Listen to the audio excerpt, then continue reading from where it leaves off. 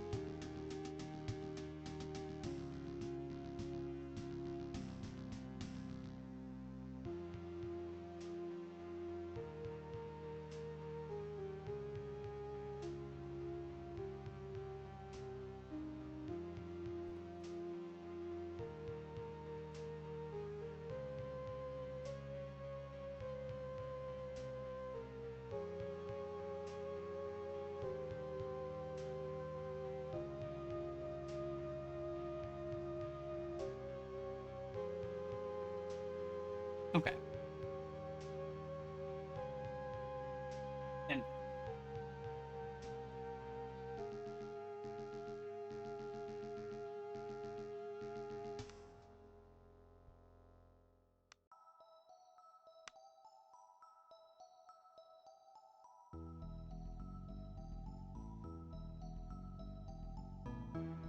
uh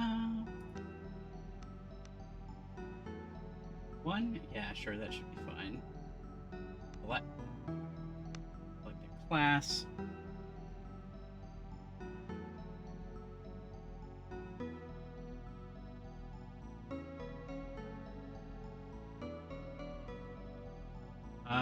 Archetype warrior. Archetype officer. Starting DP. Development points. I see.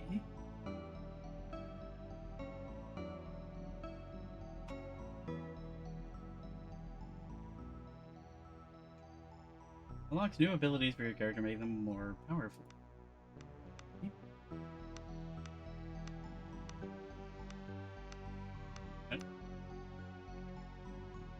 Okay, may wear light armor. Officer may use any armor.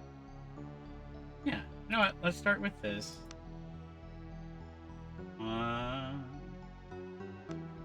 Beat rat.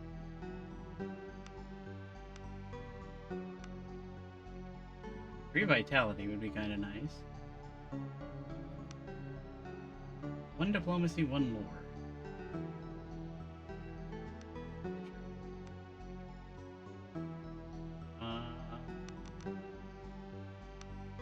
Strength. Presence. Fortitude.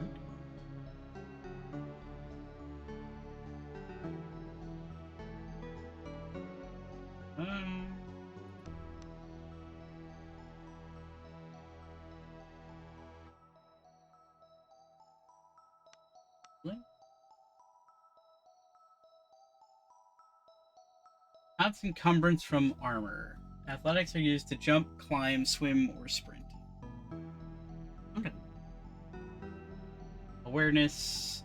Ability to notice small details and hidden things. Counts encumbrance from headwear. That's interesting.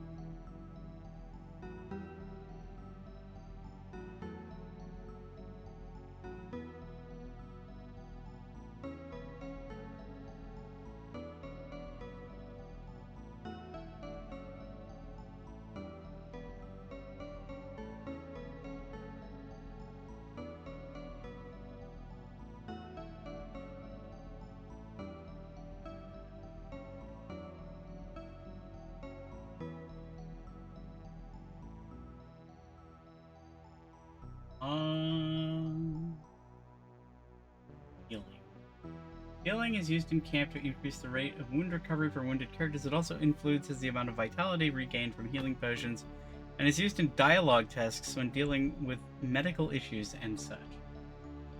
Oh. Crafting? Crafting is for crafting items at crafting stations. Ability to notice small details. Navigate difficult overland terrain.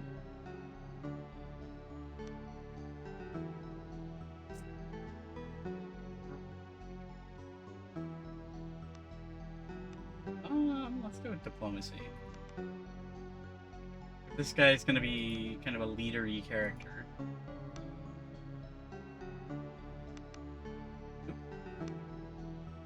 Increased toughness.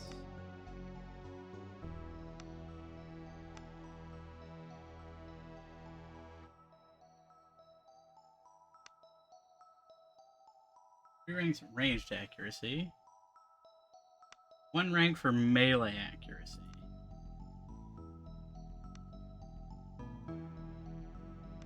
Blades, swords, axes. Swords, axes. An axe could be fun.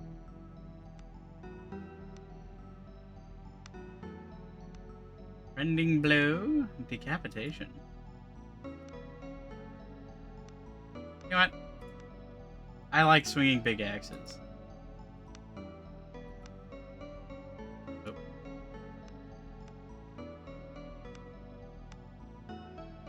Fire and kill.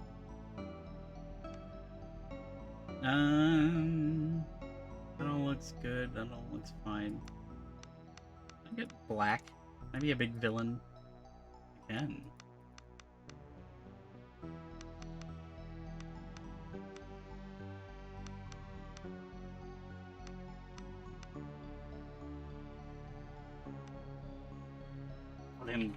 Remake.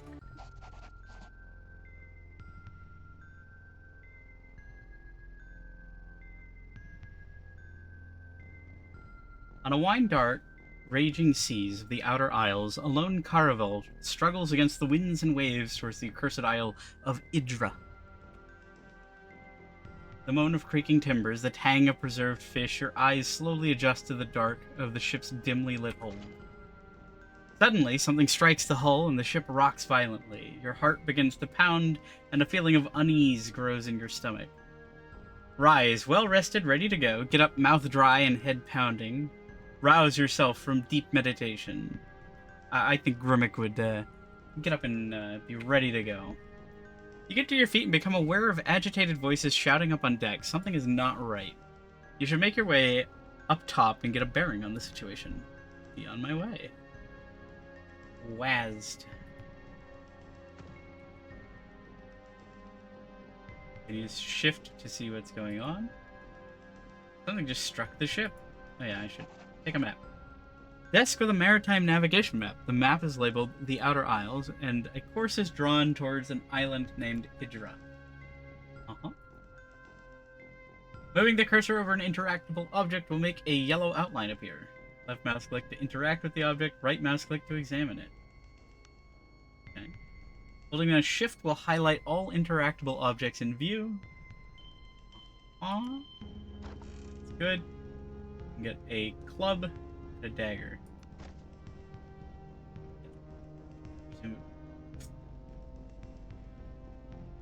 Oh.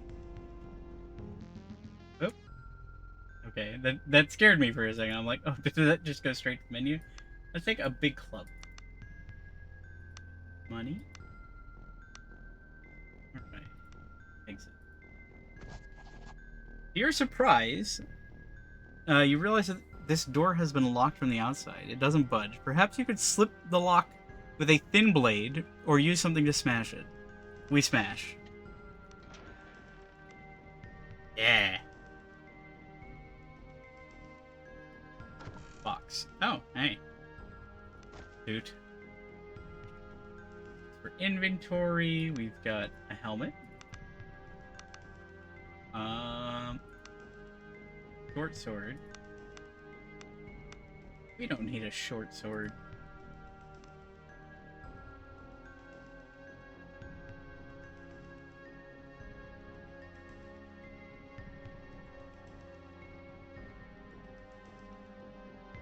I spotted something. What did you spot? You stop dead as you narrowly avoid stepping in a rust-red puddle. The stench of blood fills your nostrils, and as you look around in the dim light of the hold, you realize someone, or something fought for their life here. The same moment the thought hits you, a hiss sound from the shadows. You squint towards the enemies as a hunched, feral-looking form slowly slinks forwards. Tiny, disgustingly human-like hands, yellow fangs, and a grotesquely dexterous pink tail leave no doubt of this creature's rodent nature. Well, that seems kind of rude. Be careful, it's hot. You wouldn't want to scald yourself. Waka waka. Though as it emerges from the shadows, it becomes abundantly clear that what may have started life as a common shipwreck has now grown into something that has no right to exist. A second hiss sounds behind you, and the abominations lunge at you. In combat, characters act in order of initiative. You can view the initiative order by using the initiative widget on the left side of the screen. Aha. How's the volume for this game, by the way? Is it good? Too loud? Too quiet?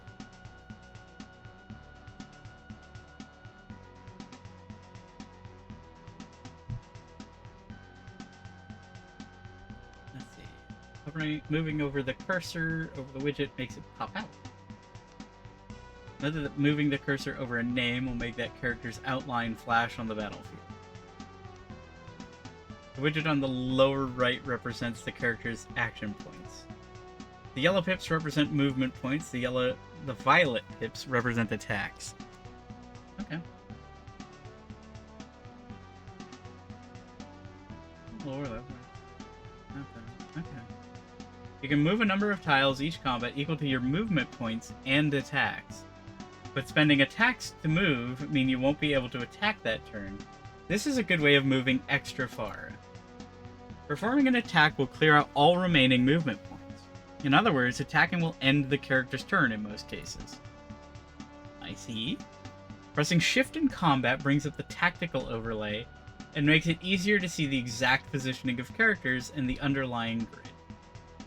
In the settings menu, you can toggle the tactical overlay to be always on during the player's turn. Okay. Blood will flow. Can I run up and bonk him? Oh, I can. I can just... This is where I can be. Ow! Ow! Ow? I'm diseased now.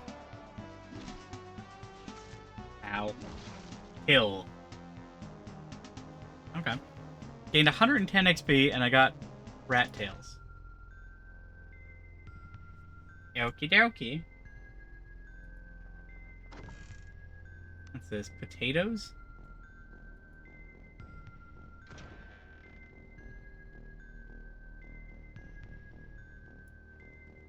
You have contracted a disease from your fight with the rats. You may see what conditions are affecting you by opening the character sheet. Click your portraits or press C to do so. Not all conditions are negative. Negative conditions can often be cured by magic or rest. The disease can be cured by a potion. Pick up and equip the lantern to search the area. Okay. I am weakly diseased. That is giving me -1 agility. Bummer. 6. Lantern. Push T to equip it whilst exploring. E. That doesn't seem to help much. A potion of cure disease. Well, that's very convenient. Consume. Salt. I'll steal some salt, why not?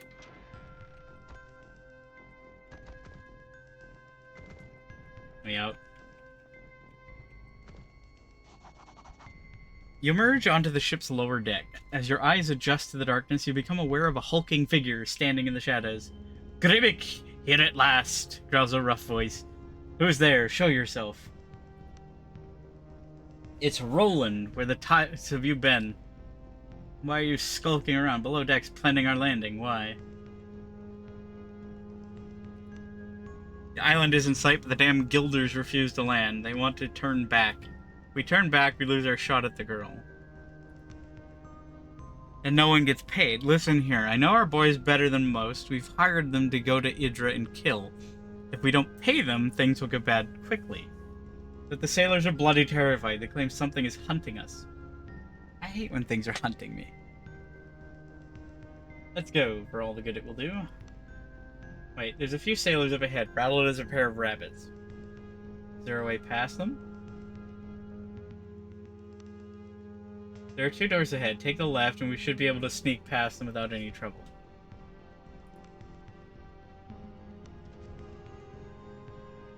Motioning for you to take the lead, Roland falls in behind you. From above, agitated shouts can be heard.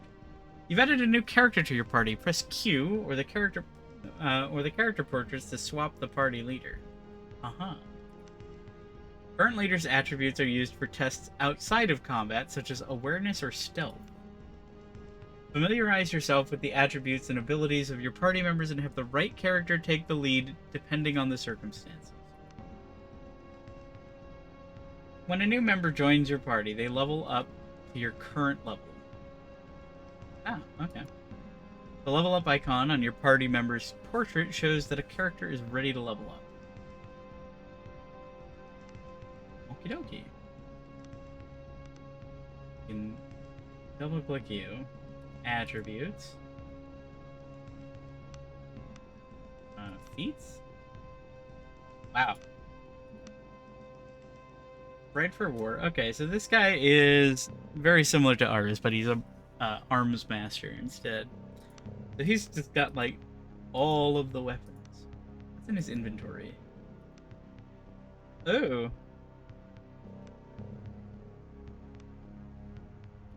He's got a big-ass sword. I want a big-ass sword.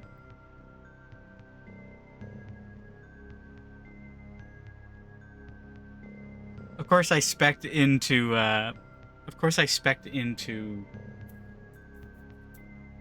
into axes instead of swords. That probably wouldn't do much for me.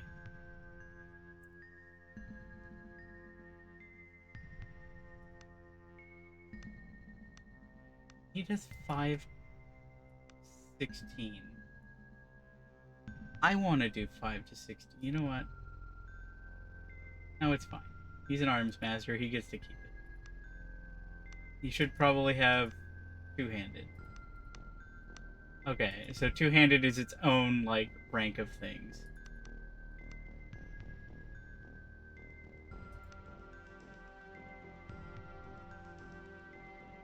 For war...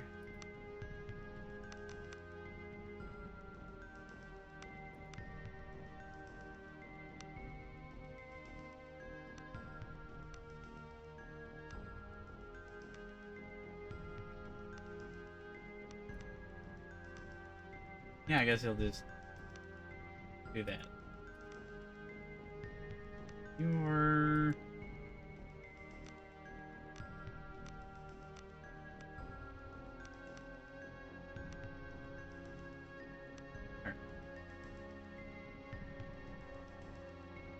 What's in here? Crafting. Oh. I didn't actually realize this game had crafting. Apple pie vegetable soup.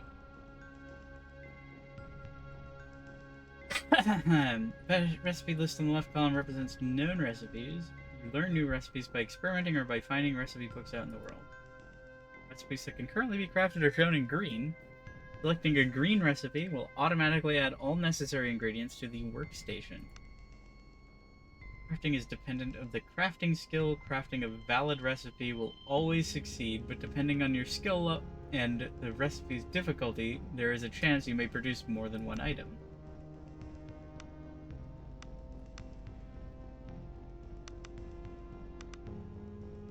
Craft? This is not a valid recipe. Awesome. What do we got? Kirkland. Can I make salty fish? Nope.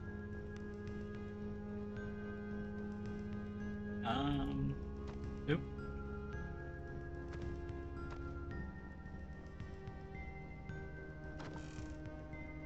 gold and thieves' tools.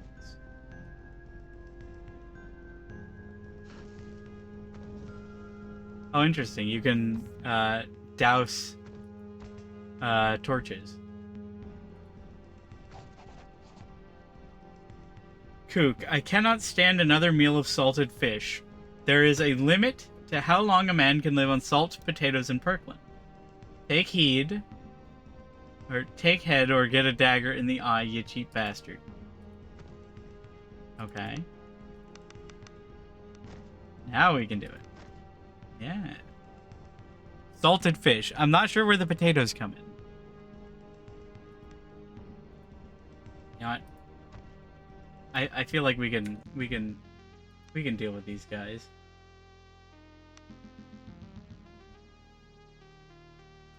Yeah, we can save there. Mystery taters. Press the hide button to go into stealth mode. The action buttons also map the numerical buttons. While in stealth mode, the stealth indicator becomes visible. A yellow indicator means you're in danger of being spotted. While your indicator is yellow, it will count down to 0%. When it reaches 0%, you are spotted and will become visible. Moving in lit areas and being close to other characters will make the counter go down very fast. Stick to the shadows and avoid other characters. Your ability to stay hidden is dictated by your stealth skill, increasing this skill to stay hidden for longer. The indicator turns green, means blah blah blah, blah blah blah blah blah. Okay.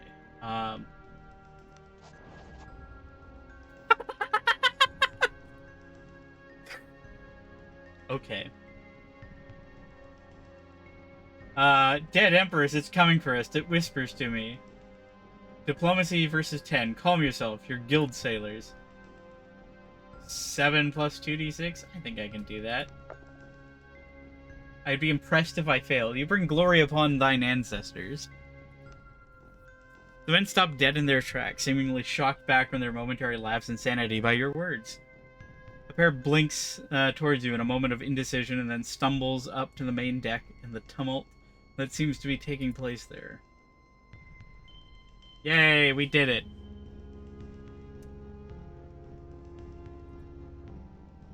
I spotted something. More salt.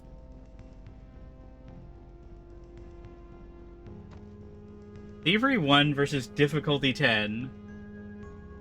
Or Athletics 5 versus difficulty 5. Okay, well, I mean, I feel like I can just kick the door open.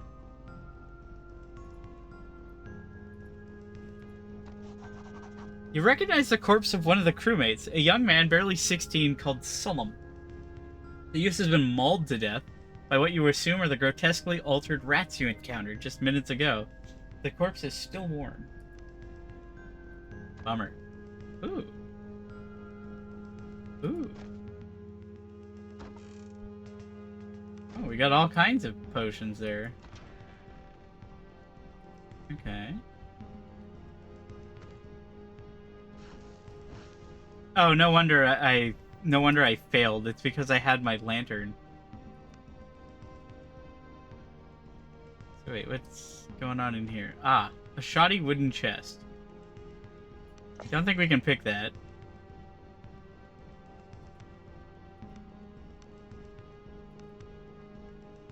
I doubt his abilities to maneuver. Let's see. Can you lockpick? Thievery. You actually are technically better at thievery. So...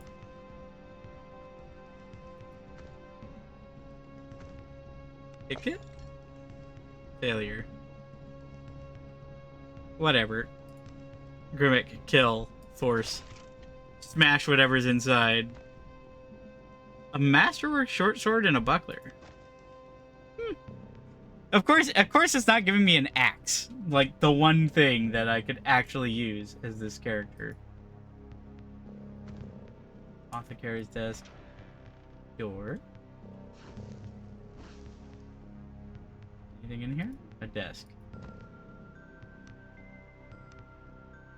Brandy. What was that journal? Journal. Journal that was kept by the ship's surgeon. Written on the day of departure from the mainland. Left Adler's helm today with a full complement of passengers. Mercenaries, by the looks of it, paid well. Ship was dispatched by the guild before he could fully restock medical supplies. Hopefully we won't need them. Then again, our passengers make me uneasy. Written 5 days ago. Brawl in mess, had to set nose. Men seem on edge. Can't say I blame them. Have been sleeping poorly and dreams are unsound. Egan came to me today with a bite wound that he sustained while working in the hold. Didn't see creature, and I would say it was a rat's bite if it weren't for the size and some aspect of the dentition that I find hard to explain properly. Was visited today by Navigator Aslam. He asked for white fern, a sedative. Claimed he had trouble sleeping. Suspected he was not fully forthcoming, and when pushed, he mumbled something about the stars being odd. Not sure what he meant, and he left before I could push him further. Men are about to break. We cannot maintain our course for Idra. Captain advised me today to make ready the surgery and to expect casualties. I suspect he intends to inform our passengers that he refuses to land on the island. If this is my last, the entry trails off. Of course, you can't have a journal without a mysterious and cryptic journal entry that trails off right as things are starting to get hectic.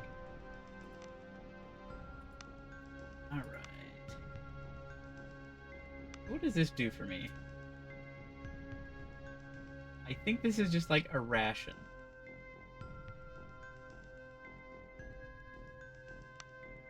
Brandy. Goremian brandy. Tired old mercenary's best friend. Everything is fine. Gumdrops and rainbows. Itchy scratchy. Itchy tasty. Removes conditions bleeding. Well, that's nice.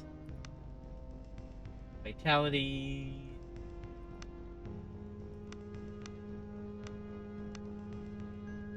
Two to 7 versus 1 to 3. Alright, fine.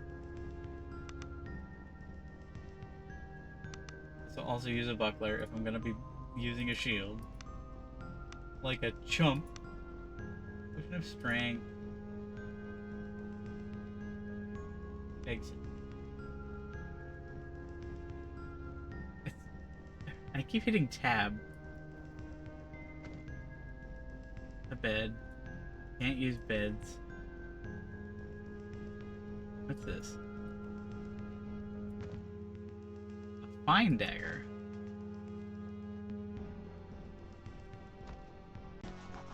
Oh!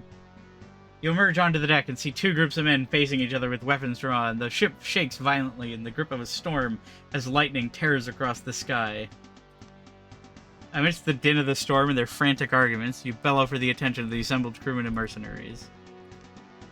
Both the ship's captain and the leader of the mercenaries you hired, a coarse thug of a man named Estavo, turn their attention to you. They look ready to use the unsheathed weapon in their hands at the slightest provocation. Address the ship's captain. You direct your attention to the ship's captain. You know him to be a reasonable but suggestible man.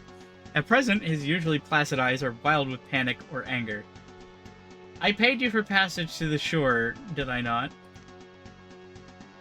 The captain lowers his weapon and speaks earnestly. The coast of Idra is cursed. We'd heard tales and assumed the grog-drenched rumors only. But there is something between us and the shore that will drag us all to a watery grave. What do you mean? What have you seen? Not but glimpses. My men have seen the shadow of something deep in water, stalking us. Nothing natural moves like that. Ah. You renege on our deal based on a glimpse? There is desperation in the captain's voice. We are seasoned sailors. We do not balk at shadows. You need to be alive to rescue this girl you speak of.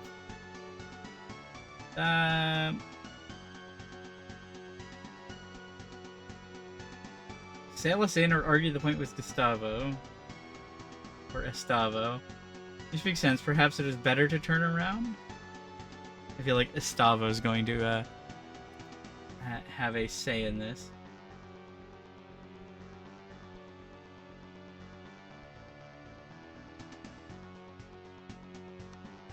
Estava lets out a short horse laugh. Danger. I don't mind working for fools. That's how people get killed. Before you can reply, Estava whispers.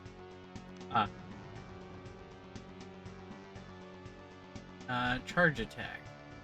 The 100 Suns. Okay. Charge attacks add a bonus to your hit, depending on how far you manage to move before attack. The teal pips over your character indicate how much momentum is built up by the charge. The more momentum, the bigger the charge bonus. A successful charge will give the following text, printing the bonus that was added to the characters to hit. So I think I'm fighting the mercenaries that I'm paying to go to this island. Which is great. That's great business.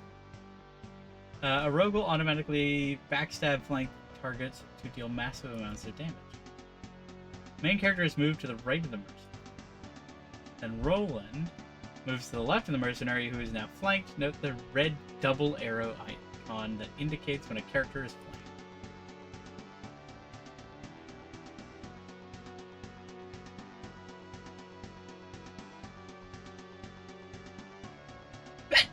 Ow. Oh boy. I feel like I want to be as near to this guy as possible.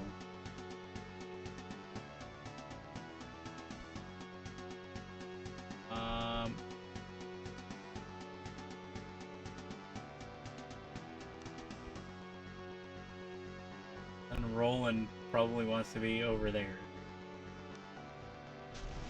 Oh god, now Roland's flanked. Who am I fighting? I can't tell.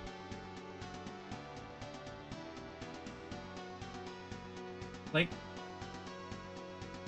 Okay.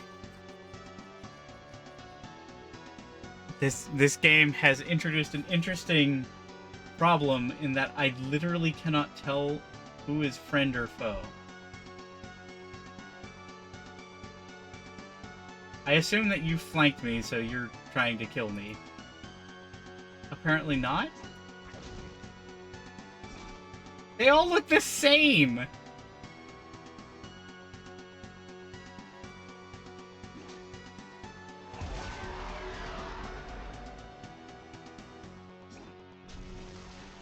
They all look exactly the same!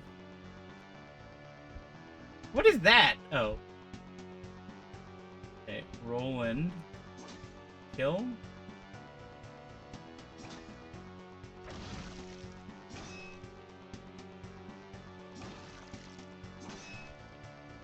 Okay, we found one guy who's an enemy. Okay, that guy's dead.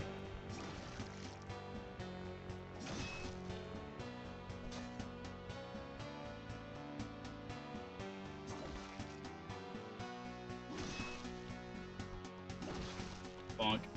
Okay. I feel like I feel like it could have been a little bit more clear who we were fighting. Hopefully going forward that will be less of an issue.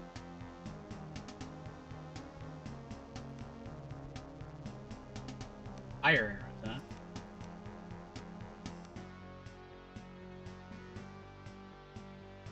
Roland is now leading the party. Oh.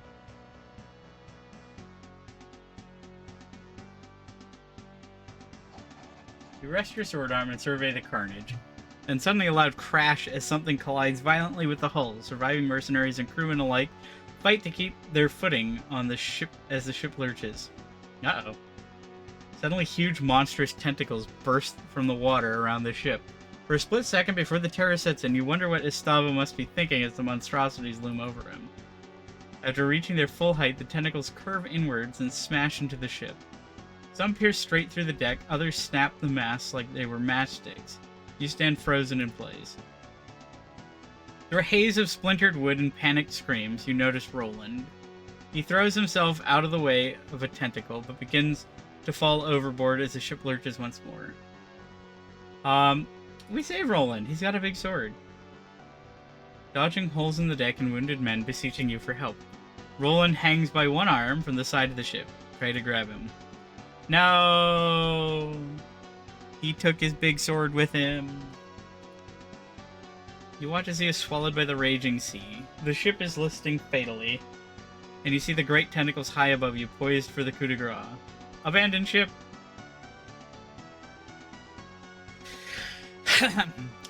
Look, it's not often you meet a man with a big sword who wants to be your friend. That's all I'm saying. The impact of the water winds you, and waves pummel you down. The currents beseech you to go deeper, ever deeper. Peaceful blackness. Sink.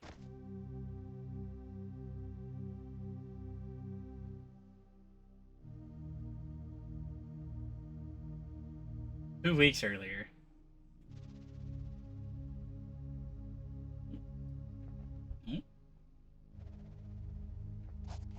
The person dressed in the livery of the noble house Baron.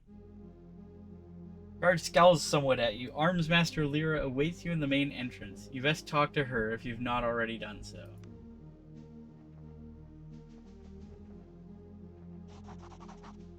An aging armored man in the livery of House Baron stands and scowls at you. Eyes like coal peer out from a craggy face, fringed top and bottom with wild white hair.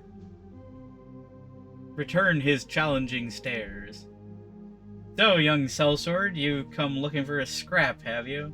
Though his voice is full of gravel, there's now a glint in his eyes, as though the old coals have begun to warm up. Kaiden, you old fool. A single bark of laughter emanates from the dense beard as he embraces you in a crushing bear hug. Gideon may be older and grayer, but from the force of his hug, you don't reckon you'd have any more chance of beating him now than you did as a 12-year-old. Go easy, you old boar. Gideon steps back and allows you to breathe again before grabbing you by the shoulders. We heard of your father's passing. Truly, he sits with the golden dead now. Tell me, how did he die? Drunk and reeking of his own piss. You know what? This fits Grimmick's canon in my D&D campaign.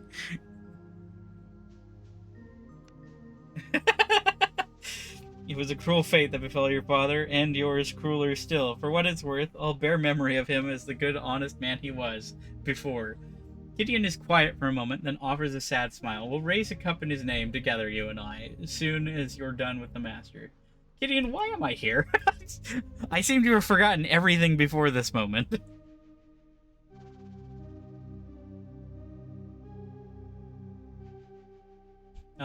Master Cato will chill your ear plenty when you see him, Grimmick. Lyra, the new master at arms, awaits you by the main entrance. She'll escort you, and don't ask her not to. If you think I had a temper, the joke fails to hide the note of anxiety in the grizzled house guard's voice. What are you hiding from me, you old boar? 7 plus 2d6? I think I can get that.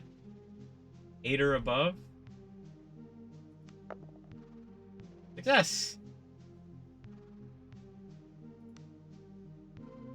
Never could pull the wool over your eyes. Truth is, many a day has been dark of late for House Baron. Perhaps it all started when you and your father left.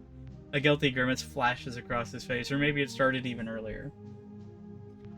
Gideon pauses to blow out a long breath. I won't betray my master's confidence by saying more. Best you see him yourself.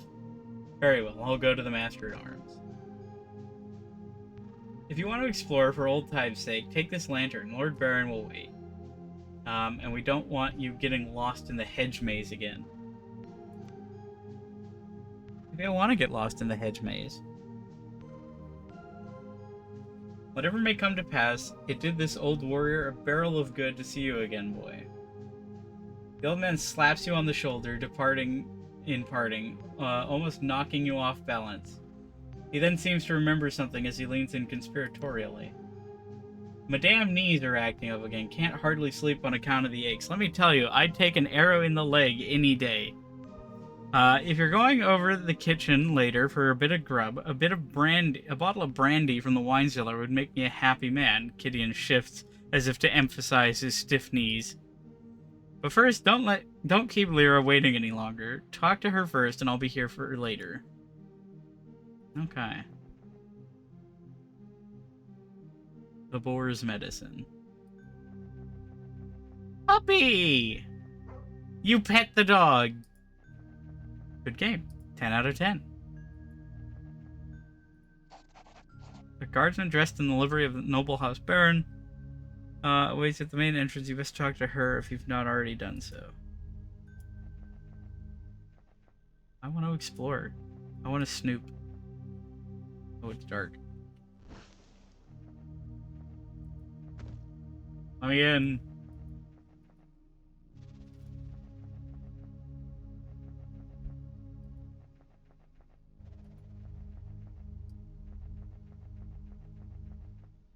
Master Kato isn't seeing anyone. Ick. Charmed, I'm sure.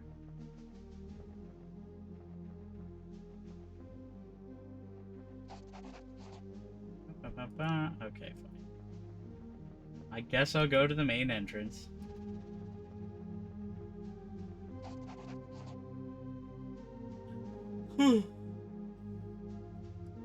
A woman stands before the main entrance to the villa. Her posture speaks of a graceful, coiled power, that of a dueling ace. No doubt, she is the new master at arms for House Baron. As you approach, she offers a quick, neat bow, just low enough to be respectful. Greetings, Grimmick. Master Kato welcomes you back to House Baron. The master is eager to meet with you, and is ready at your leisure. However, if you wish to refresh yourself first, he suggests you visit the kitchen for some food and then perhaps walk the grounds and gardens. Why have I been summoned? Very well.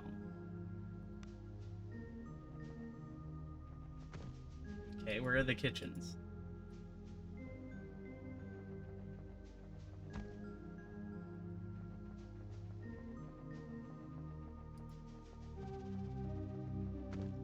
Okay, well, that doesn't look very kitchenly.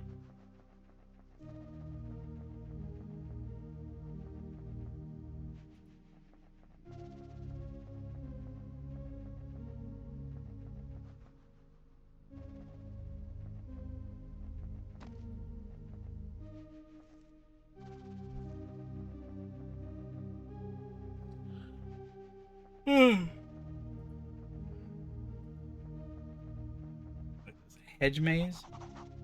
You stand before the gate to the hedge maze. It stirs old feelings of both dread and elation. The sounds and smells of the estate grounds, as they were long ago, call to you from distant memory. You feel you could easily plunge into their depths. Which daydream is it this time? Are you valiantly defending me from rebels again? Embla throws a pine cone at you, snapping you from your reverie. She's 10 years old, and you're a year her senior. Let's play hide and seek and go seek in the maze. Hide and go seek in the maze. I'll hide. You faintly hear someone yell her name from a distance. You better run, Star Child. Only my mother ever calls me that, Embla says, frowning. Where did you hear it from? Before you can reply, she flings another pine cone at you and darts off into the maze. You hear a man's voice yell Embla's name again, much closer now. Either way, she's lost to you in the winding passages of the hedge maze. Your memory tugs at you, urging you into the center of the maze.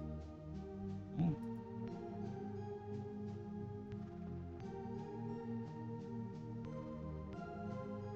We explore.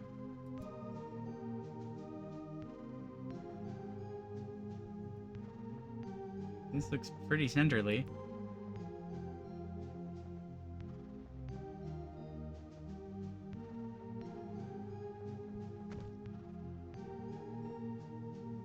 Apparently not centrally enough.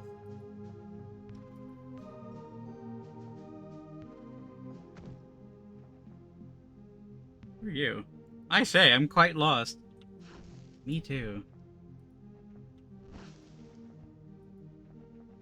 Oh.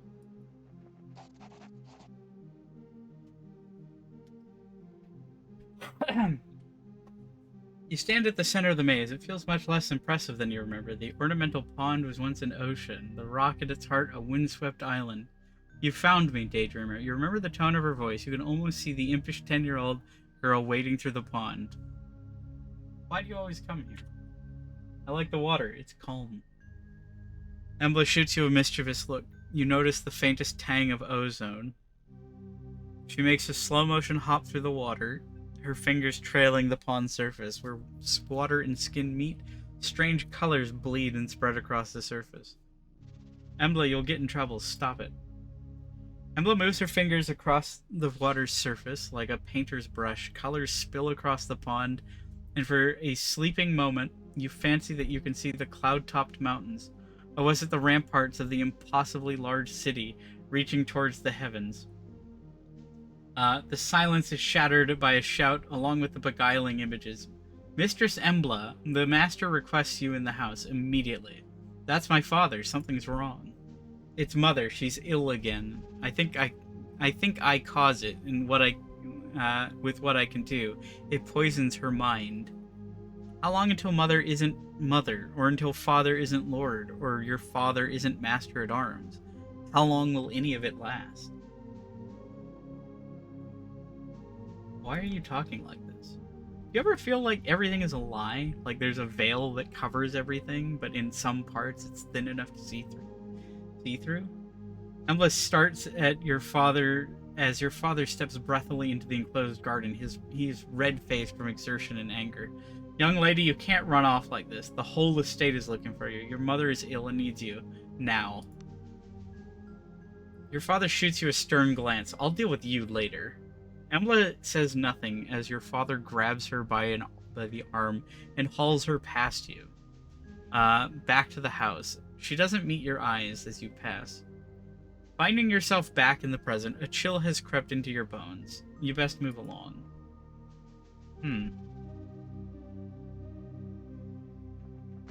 Interesting. Anything else in here?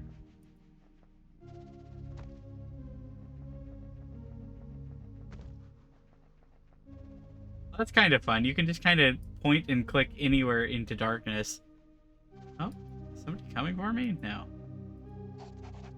You'll find the kitchen in the eastern end of the courtyard. Aha.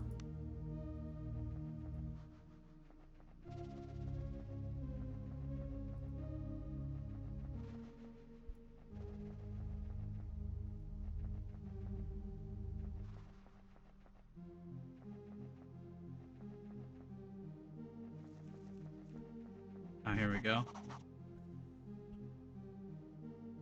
I need water.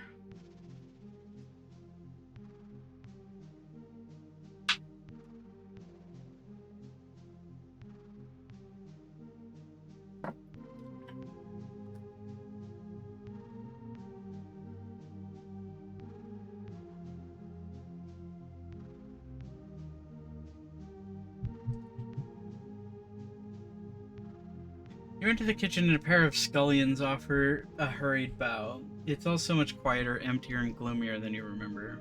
Of course, old Magda is no longer where she used to be, sitting by the oven, kind, red-faced, and tending a shank of lamb. You remember the matronly woman as she sat, humming to herself, pouring fat over the roasting meat. Child, come here, will you? Magda was always a beacon of kindness in a childhood where such qualities were few and far between. Go to Magda. Magda clasps you gently with her tubby hand. Have you eaten well? Or have you eaten yet? Before you can answer, she produces a small bundle of treats from her apron and hands it to you. As son to the master at arms for the great house baron, you did not go wanting, materially at least. Thank you. Magda looks at you with kind eyes as you pick at the bundle. He's here again, down in the cellar. He's not so good, my child. Sleeping now, but it would be best if you got him to bed before his men seek him like this. Again. The knot in your stomach is as real as it was when you were 12. I'll go get him. Don't worry, he won't make a fuss. He just needs time. You know, Grimmick, deep wounds take a long while to heal. The old woman turns back to her mate and resumed her meandering humming. The sound of a man clearing his throat snaps you back out of your reminiscing. May I help you, my lord? A man in a chef's outfit offers in a hoarse voice. You know?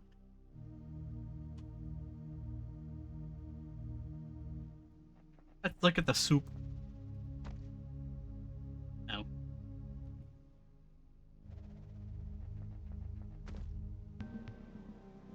Oop. A treasure chest. A lantern. Empty bottles litter the floor of this room. You chuckle to yourself as you imagine the kitchen staff and their wine-tasting sessions. No doubt, much revelry has taken place here. Then a cool gust of air from the passage to the north. The wine cellar lies that way, and you can almost hear faint sobbing. Ghosts, no doubt. I like the vibe of this game.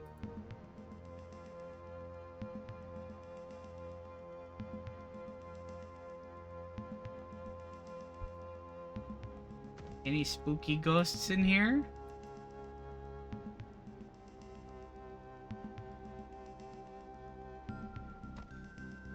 Pick up cured ham.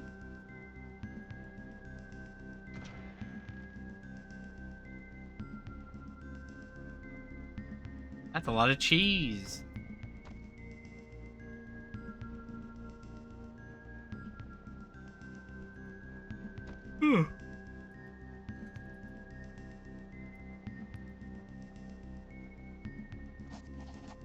You're up by a long-hidden memory upon entering this part of the cellar. You sealed it away, but in doing so, preserved its strength, and now it demands freedom. You can still recall smelling him before you could make out his writhing shape in the dim light of the cellar. Mistress Valeria opened the door. Your father doesn't even notice you in the throes of his intoxicated rambling. How could they take her? Her chambers were locked from inside. Where is she? Try to shake some sense into him. Your father jolts upright, the bloodshot whites of his eyes glaring out of the darkness. We found her wandering the forest outside the estate. Mistress Valeria. Help him stand. Haltingly and leaning heavily on you, your father manages to stand. She was never the same. Whatever happened broke her. There was the girl, you know. The seed was planted in Valeria that night, but how could you know? You were but a babe yourself. You helped lead the now sobbing man out of the cellar. Stop it, father. Lord Cato trusted me and I failed him, but Valeria was the one to pay the price. Mind broken in that spawn of a child. Your father's voice seethes with fury. Enough! Don't talk back to me, you bastard. What do you know about honor, as much as your harlot mother? Your father steps away from you unsteadily, tears streaming down his contorted face. Punch him. You draw a ragged breath and snap out of your memory, your knuckles white. You're alone in the damp cellar, and don't particularly feel like dwelling there. Lovely.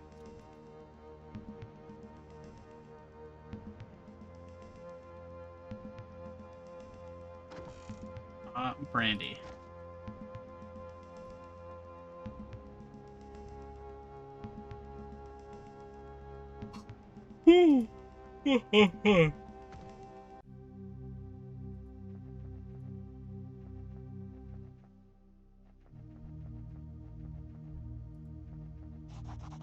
Here you go.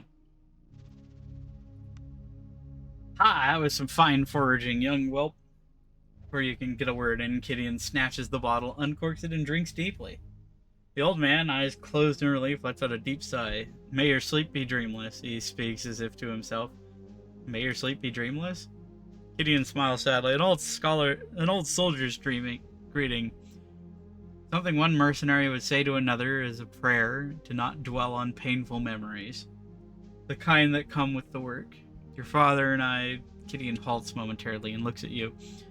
Your father and I would always be part of this. Would always part with those words. Now I've held you long enough. Be on your way. Alrighty. Quest complete. I don't know if I'm going to be able to keep reading this. My throat's already getting tired. I'm digging the vibe, though.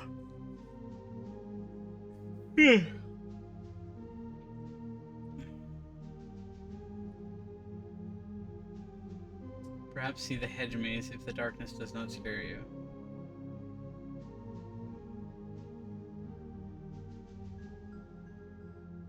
Let's go see the maze. And note, Once you meet with the Master, things may move quickly, and you may not have another chance to walk the grounds. I'm getting the impression this might be a point of no return.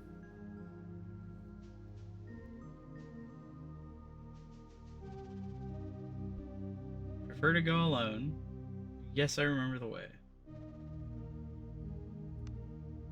I suppose you do, but I'll escort you nonetheless.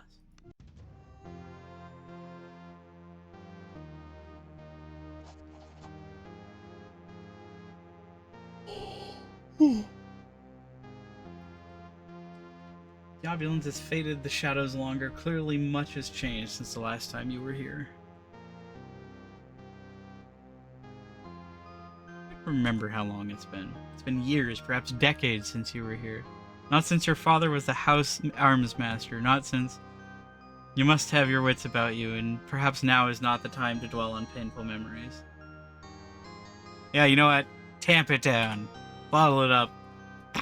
Snort that tear back in place. Flanking the doorway are two marble statues. The craftsmanship is stunning. But the sight of the two women depicted fills you with sadness. One you recognize immediately. Valeria Baron, the mistress of the house. You remember her as a grey ghost, absent and unwell. The other statue depicts the girl you once knew so well, Embla Baron, daughter of the house, and now a woman grown strong and clear-eyed. Her likeness has none of her mother's cowed timidness. How is Mistress Valeria these days? The mistress is vacationing in the countryside. What of Embla? We should hasten to Master Baron. He's long been impatient to see you.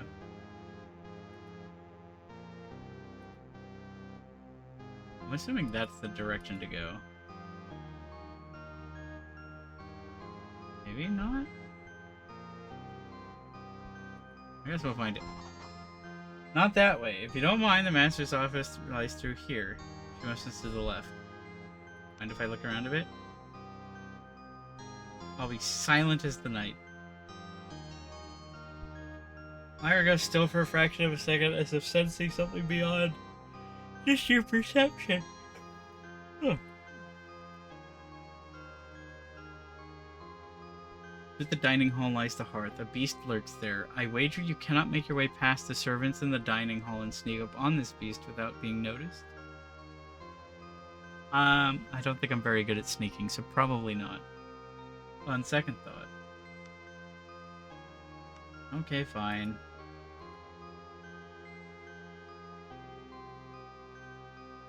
All fun allowed for Grimgrams.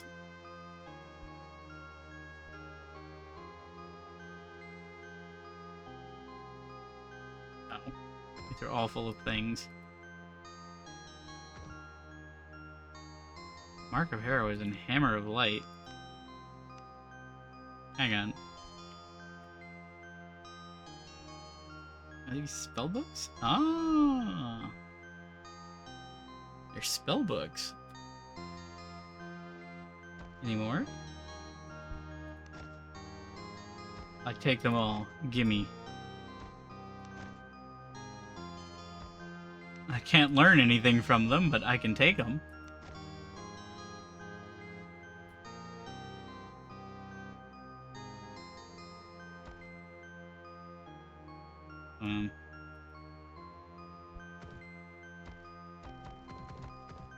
Okay, fine.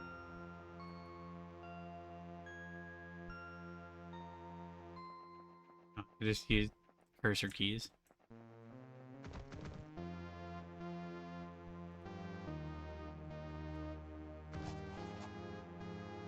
Kato Barrett sits tall in a tasteful but modest reception room. He's looking less imposing than you remember, with a few more crow's feet. Nonetheless, he's lost none of his composure or air of casual authority. You take a seat across from a formidable desk from him. This study, like the rest of the villa, is half-lit, giving a morose cast to its opulence. The older man's face creases in a tired but genuine smile, which momentarily lifts some of the room's oppressive mood. Hi, Avery. Ew. Mercy to see you again, your own man, and in your prime. Just a shame our reunion is overshadowed by the fates of those we love, but perhaps together we can yet improve our collective circumstances. So you know my father is dead. I shan't deny it. I was saddened to hear of his passing. Despite everything, I remember him fondly. No need to dwell on the past. And the years have bestowed you with wisdom. I'm glad, for it has forsaken the house of Baron. Boop. Why have you called me here? Embla is missing. Now I beg of you, Grimmick. Help me find my daughter. Help her return home where she belongs. What's happened to her? She left without notice a week ago. From the scant clues we had, we believe she boarded a ship bound for one of the Outer Isles, Idra. She went of her own free will. At the time, I thought little of it. Since then, however, there have been reports, grave ones. No one and no word has left Idra in days. Rumor has it even the Imperial Augurs are in the dark. I know not how this touches the fate of my daughter, but she must be returned to me one way or another. Something has been building in her for years, an aptitude of sorts, but I suspect you already knew. In any case, it's grown much stronger lately, and drives her in ways I cannot understand. I suspect she is looking for answers. Why Idra? Why indeed? There is little on the island save the port of Horan. If Idra was her destination, she must have landed there. Yeah, it's an old imperial port, and home to a few hundred whalers. Whalers, traders, and the occasional smuggler. We can only speculate as to what drew her there, but it's our only lead. You mentioned her aptitude? An aptitude of the worst kind. It does not spring from the canonical imperial praxis. Instead, it comes from elsewhere. So she's a witch.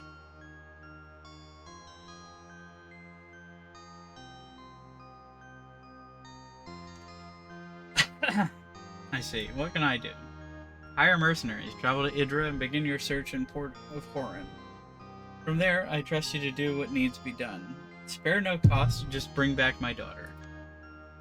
Nothing else, the port will be dangerous enough.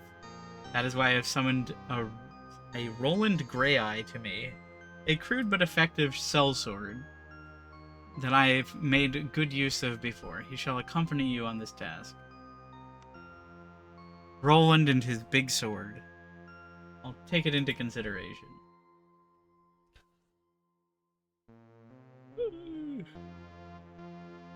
And this thing I ask of you is fraught with danger, but this is your chance at improving your fortune, materially and in honor. What say you?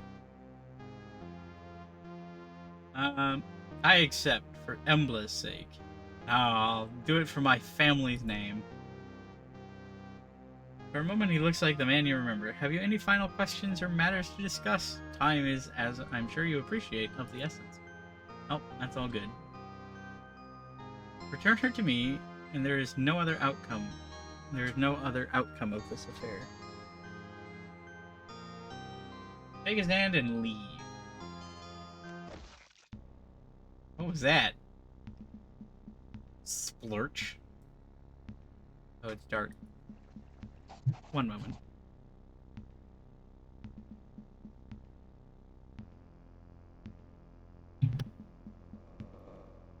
Slowly you drag yourself from the cold water into the relative safety of solid rock. You try and fail to stagger forwards as exhaustion washes over you in a great black wave. Oblivion takes you before you hit the rocky ground.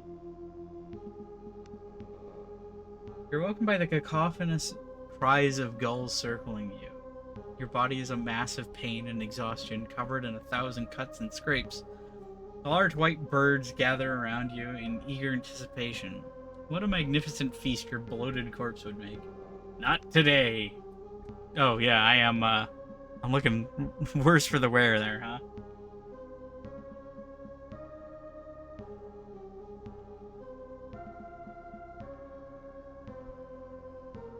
One second.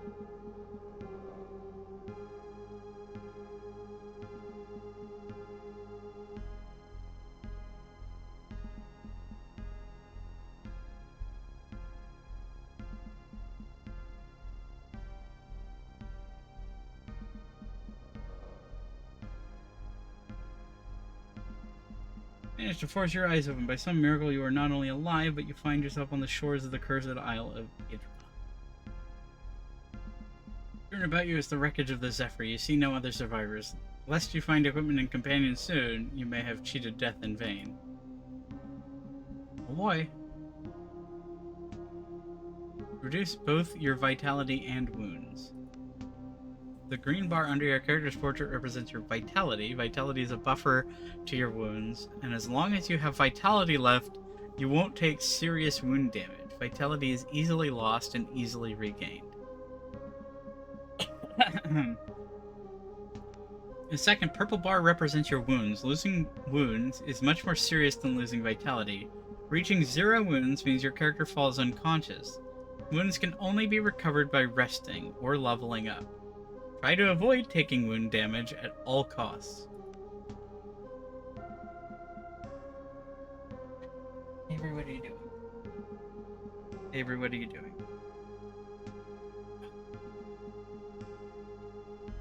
We have a cat invasion, one moment. Hi.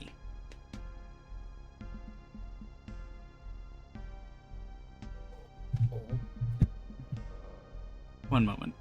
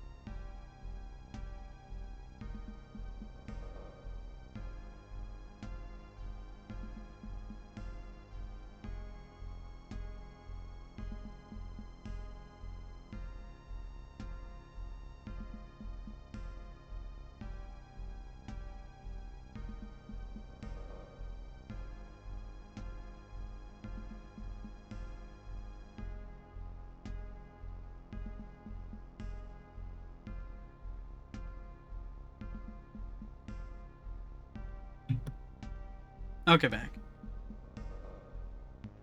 Injuries for serious penalties in your character. Taking camera and resting is the surest way to restore an injured character. Note that resting is not possible in every location, so plan accordingly.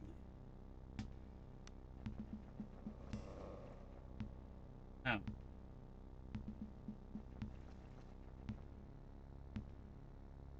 Roland?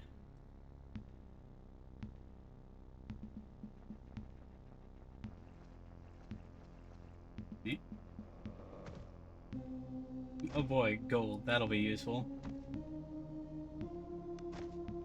Goodman tonic. Waiting under the freezing surf, you lose footing on the slick stones and fall heavily to the ground. There's a sudden blur of movement in the corner of your eyes. You frantically try to get to your feet and slip again. Standing above you on a large rock is a young woman dressed in nautical guild livery. Wet auburn hair clings to her face in the cold wind. Magi's balls! I was sure I was the only one out to make it to shore. The woman leaps from the rocks and helps you back on your feet. Looking you up and down, she fetches a wineskin from her belt and offers it to you. The skin is nearly empty, save for a last mouthful of brandy. You drink it down greedily, and slowly you feel a modicum of warmth creep into your bones. You recognize the young woman's face now. She must have served on the Zephyr. What's your name? Katiana's my name. The crew calls me Kat, or rather they did, I suppose. She looks up and down the beach with a furrowed brow. Listen, you have to get up. We need to get off this beach before you freeze, or worse. Worse? There's something wrong about this place. Can't you feel it? Like a taste in your mouth. And there are beasts, huge sea creatures I ain't never seen before. I saw them dragging the dead crewmen into a cave west of here. At least, I hope they were dead. What do you suggest? We need supplies and shelter first. There might be salvage to be had amongst the wreckage on the beach. I also think I spotted a chimney of a house just north of the cliffs. A warm fire and some food would go a long way. Kat offers you her hands and drags you to your feet. She looks pensively toward the west. Also, as I said, there's a cave west of here. I think the crabs dragged off most of the corpses there. But what if they're not all dead? Might be other survivors like you and me. What's more, there's a chance one of the officers was carrying a seal when the boat sank. If we can find it, the Nautical Guild would give us anything to have it returned to them. Captain's seal, it's a medallion of sorts that is carried on every guild vessel. It's not just for show either. They say the seals are forged by the Magi, and that they have secret powers, but I don't know nothing about that. All I know is the guild pays well to have one returned if a ship is ever lost. It's always worn by one of the officers, but I don't think the captain had it on him when the fight broke out. Might have been the first mate was carrying it, and I think he was still alive when the ship sank. So I would say that cave to the west is where we should start looking. You ready to go? Yeah! Some of you dying. Good, I found this bow in a cargo crate. We best find you a weapon too as soon as possible. I suspect we'll need it before too long.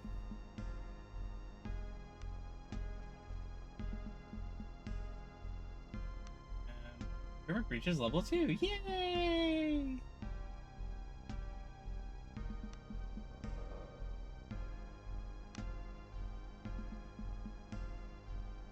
A humble court cackler.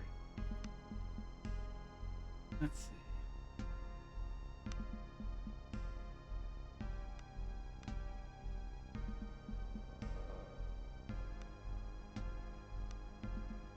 Oh wait, I never did take anything in Axe Mastery, so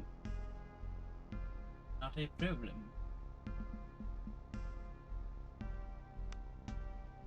Inspiring kill and forwards.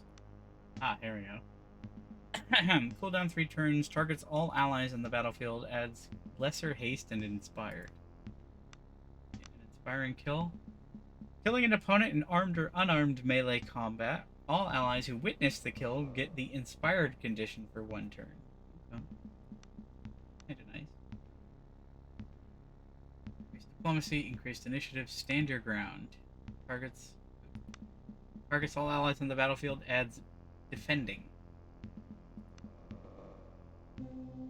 Group attack. Multi-attack. Yeah.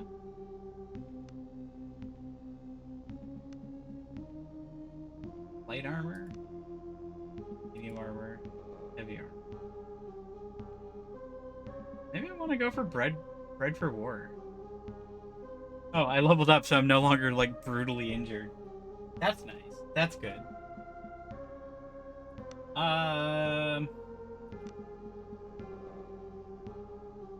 War bread.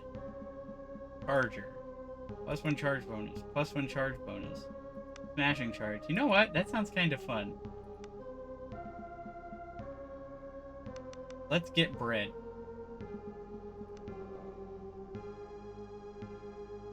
Looks directly in the camera. I want sourdough.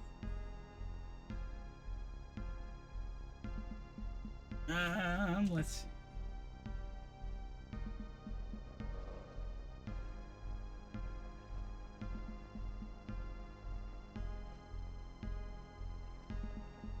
I think that there's not really any options. Who are you?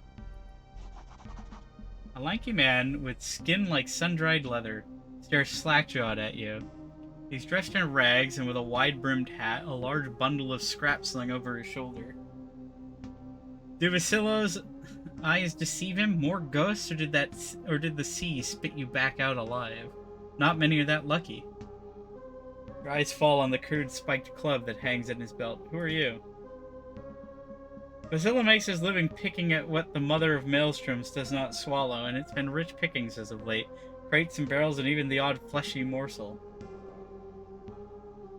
The man bears a row of blackened teeth in what you assume is a smile. What's the club for? The club is caked in dried blood and of crude design. It has the look of a tool used well and often. Basillo offers up a chuckle that is chillingly out of place as he pats it. Every now and then, Mother Maelstrom offers up little fish that have a bit of fight left in them. All Basillo does is help put them to rest. How many fish did you put to sleep today? Don't worry, Basillo did them all nice. Just like Father taught him. Anyone still squirming gets a knock on his shell till he's good and floppy. Not to worry. Been doing it for years. Used to help my hold him down while he did the knocking, quick as you like. Offers an eager smile as if to reassure you that he's very good at what he does. Lovely. Murder survivors to steal their belongings? Fidgets in obvious discomfort at not understanding what you're trying to get at. The drowned men belong to Mother Maelstrom. Doesn't matter if a few of them manage to wriggle onto shore for a last gulp of air. They're drowned men nonetheless, and all Basillo is sending them back to where they belong. That's the way we used to do it on these islands. Now most folk have forgotten. But not me, not Basillo. My family has been doing it for a long time. I mean, it is pretty fucked. Let's see. What do you say, chat? Do we attack him, or do we just let him keep, like, bashing people over the head with a club? I'll let you guys decide while I take a drink of water. Violence.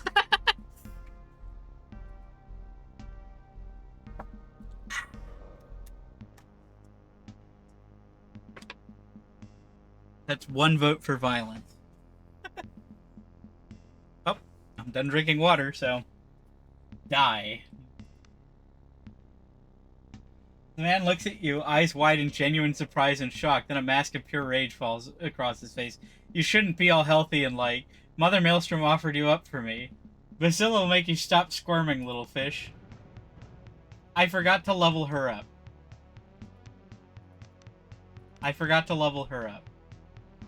That could be a problem.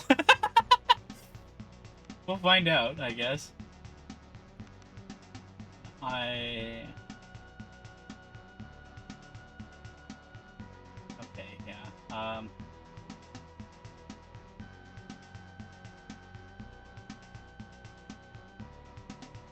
Cannot fire in melee.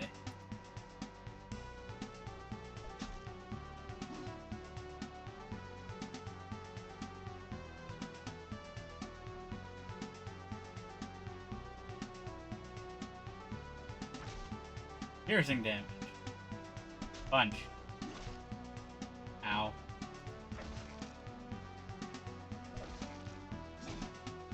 Ow. We did it! That hurt. 116 XP. Apparently so. But also, we're unarmed, so that should hurt. Poor arrow. I should level her up. Cat reaches level 2, plus 3 vitality. Tradecraft. Backstabber.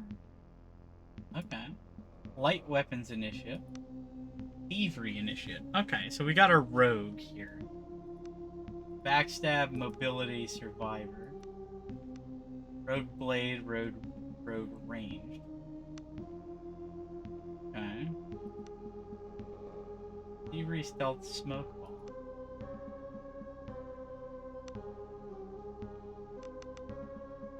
Definitely think we want to get that.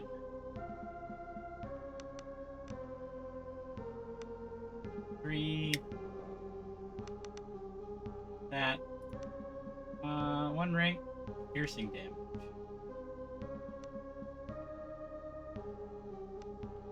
I have no health now.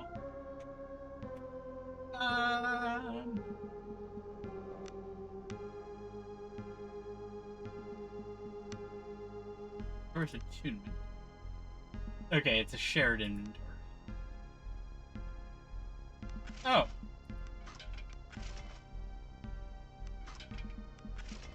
It does have a club.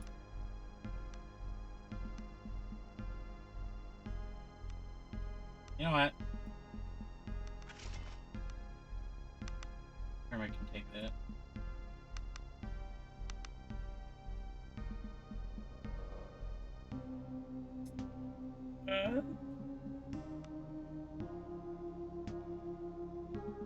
I have no health.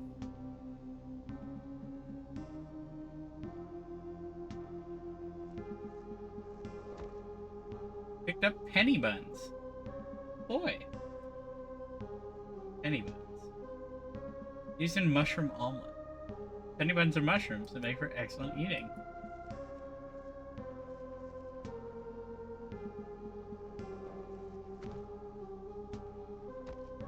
You can climb down this wall. Cat must roll 5 or above.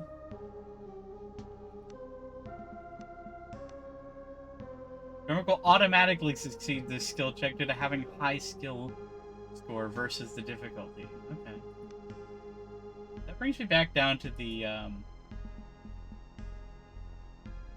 back down to the shore. Ah! Uh-oh.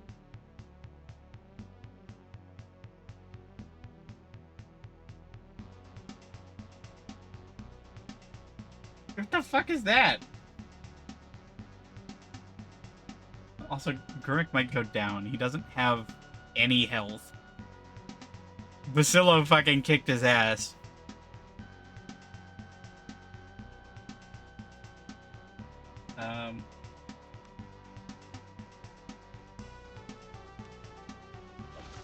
Ah! Oh, now I'm taking wounds.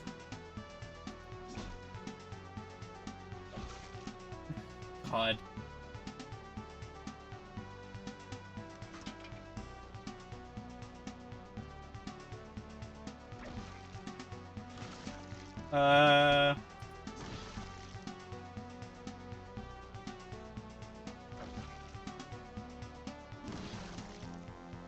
Hooray?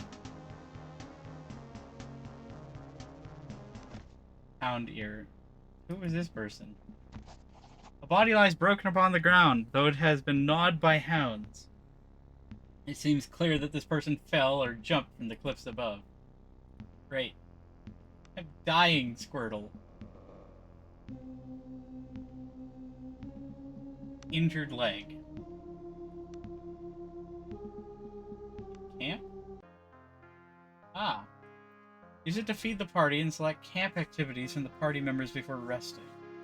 By default, the game always auto-saves when you make camp. To fully recover from injuries, your party members must be well fed. Normally, 10 points of food is required per party member to recover 100%. If less than the required amount is added to your party will only recover partially. Add food from your inventory by double-clicking it. I see.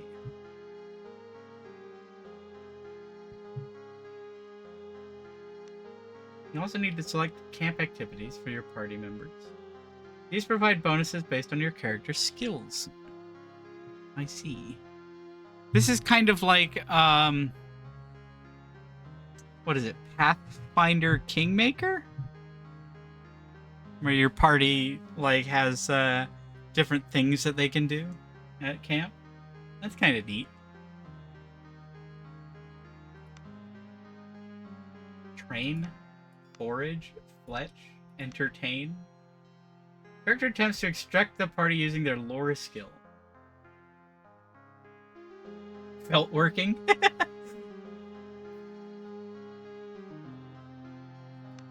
Let's see. I feel like foraging would probably be a good idea.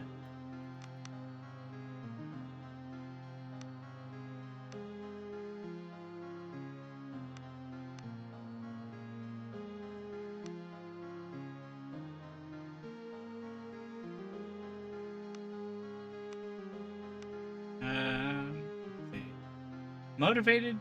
Success adds the motivated condition to all party members. Remember, must roll 2d6 plus 7 diplomacy versus 12. Okay, well.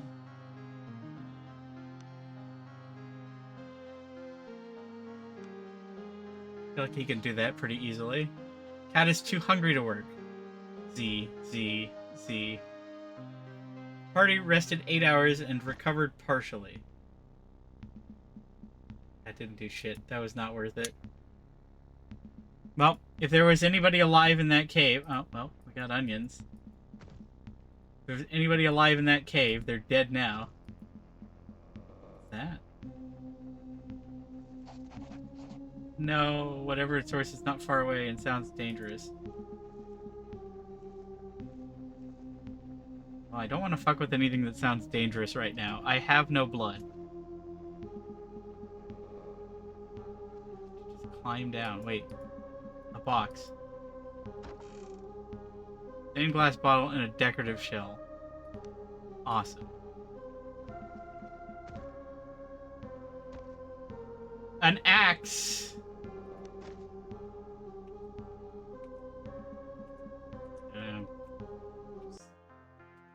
No, not that. Rags?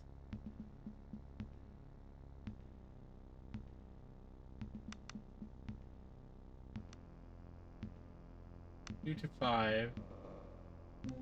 Okay, good.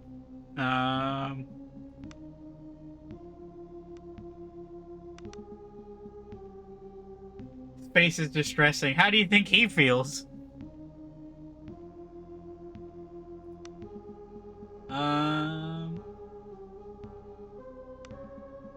Large leathery ear cut from a freshly dead head of some monstrous hound.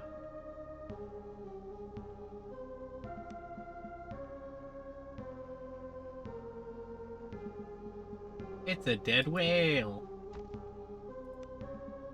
Fishing hook. A ration.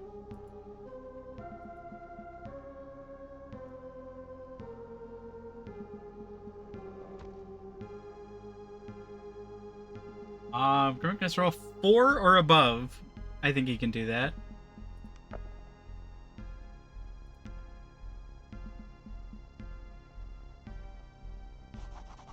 What the fuck? The stench of rotting flesh fills your nostrils. Ahead of you, grotesquely misshapen crustacean horrors feast greedily on the corpses of the dead crew of the Zephyr. Blasted horrors! What manner of force has spawned these creatures? I wonder if we had gone here without camping, if somebody would have been alive to join us. I have to save this. See what happens if we get closer.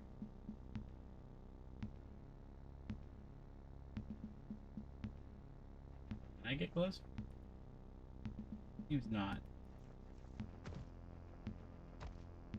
Picked up some items. Some items?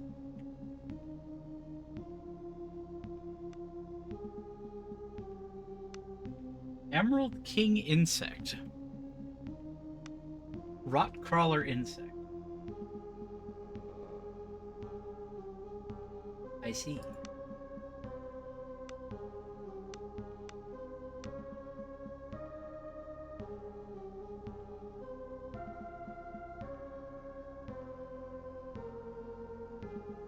What's this potion? Invent. That's not really useful. I don't seem to be able to get there.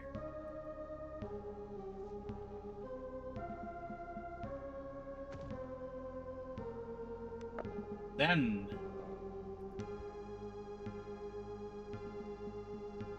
Egg. Oh. Hey, there's somebody alive up there.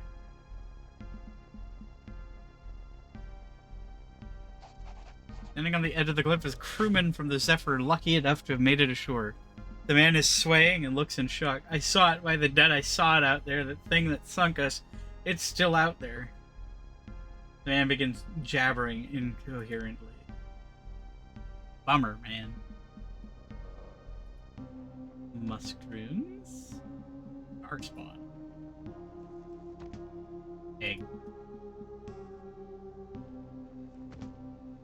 Sunmouth. Yeah, well, I found a camp.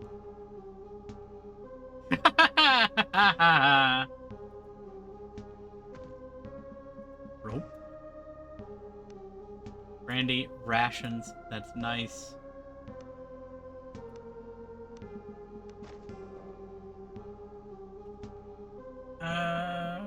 Read this.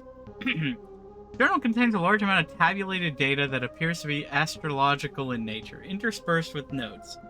The final entries appear to have been made only days before your arrival. Observe strange dancing lights in the sky, not unlike those sailors to the far south described near polar regions, yet somehow different. Colors indescribable, mesmerizing. For a fleeting moment, I even thought I heard a sound somewhere beyond the deep wail and singing. Oh good, so we're dealing with, like, the color out of space. Everything comes back to Lovecraft on this channel, it seems. They're cute when Grimmick has more than, like, half the bar that if it's gone, he dies. Next. Could not perform observations tonight. Charts or instruments are off, and I cannot make sense of the sky. There are bodies there, bodies that are alien to me. It must be some form of comet storm, or some other extraordinary astronomical event that has not been predicted in the imperial charts. They're wrong. I have done the calculations over and over, and I come to the same conclusion. The stars are wrong in so many ways. As I observed an alien cluster in the southeastern quadrant, it dawned on me with absolute certainty, I'm not watching them, they're watching me. I dread to look again, yet I feel compelled to do so. They beckon me. I'm certain that if I look again into that dreadful cluster in the southeastern quadrant, I shall be undone. Yet there are answers there, deeper and more profound than any mortal mind can comprehend. I believe I shall look again. I must.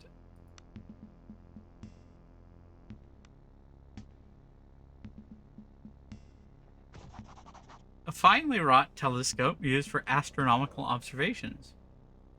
Its lenses are no doubt the product of some of the Empire's finest hyalomancers, and allows stars to be observed even in full daylight.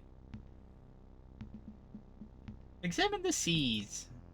You look up upon the churning grey royal that surrounds the windswept shores of Idra. Far out there, among the great waves and beating winds, you swear you momentarily see a great glistening shape shifting just beneath the surface.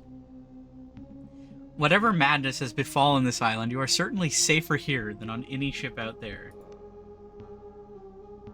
Examine the sky in general. You point the telescope skywards, and after a few moments of searching, you find a gap where the stormy skies have parted just enough to allow you to examine the stars in their firmament. Grimmick only has a lore score of 2. Oh, I can't do shit with that. Use the telescope further. Training the telescope to the southeastern quadrant of the sky, your eyes are immediately drawn to what seems to be something akin to a small reddish cluster of stars. Though at first the tiny speck is hardly noticeable, it seems to grow larger as you regard it. At once you're struck with the terrible realization that as you are watching it, it is gazing back. Hold the gaze. You steel yourself and gaze back into the cosmic aberration. A moment stretches into hours, days, eons. Stars are birthed and die, collapsing in on themselves in cataclysms that shake the very foundations of creation. We're gonna roll 11. Well. Come on, crit. Failure. Aww.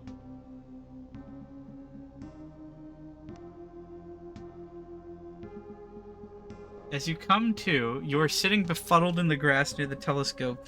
You have no idea how much time has passed, but you feel like you've traveled impossible distances. For a fleeting moment, you sense profound realizations as they flee your mind like dreams upon waking. With a ringing head and a deep feeling of dread creeping in, you vow never to gaze into that accursed telescope again. Awesome.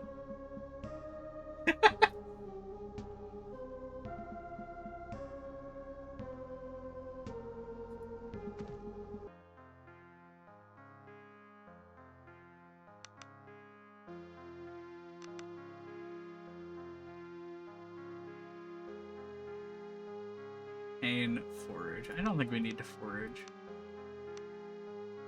Fletch. 56 plus 2.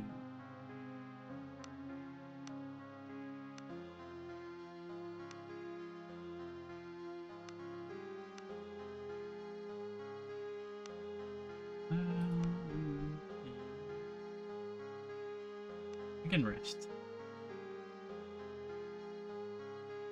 Grimmick was too heavily wounded.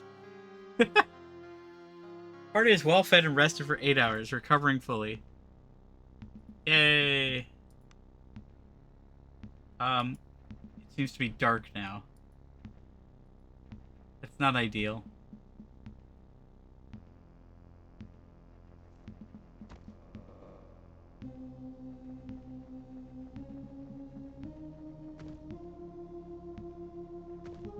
Oh, that must be the guy that jumped from the cliff earlier. Tim Allen and Chuck Norris. Those things isn't all good.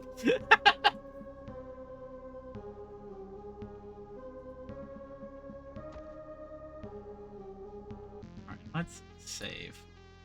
I mean, I realize that it saves automatically when we rest, but I guess we might as well. Spooky. Eons worth of the sea's ravages upon the land has given birth to this cave. From its depths, a stench of seaweed and rotting flesh rises. So foul is it that it feels like some evil entity attempting to force its way through the pores of your skin into the core of your being. Roll 7. Success. Stealing your resolve, you manage to calm your breathing through though the stench persists. You manage to push the image of foul things in the darkness, feasting on the spilling entrails of swollen sea corpses from your mind. You carry on into the darkness.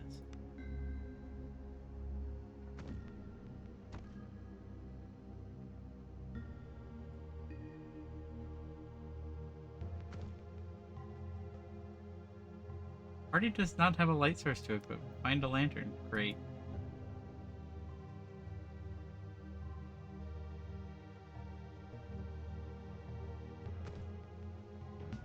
Ah! Bats!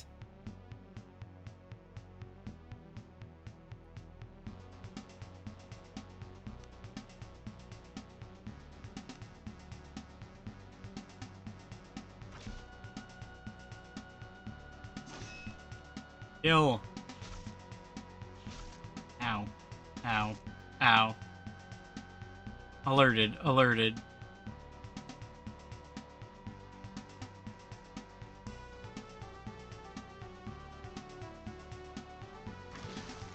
Ooh.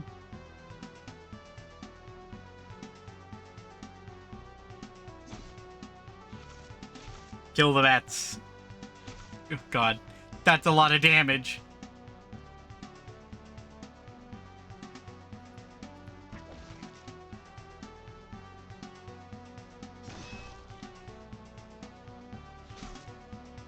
Stop killing Grimmick.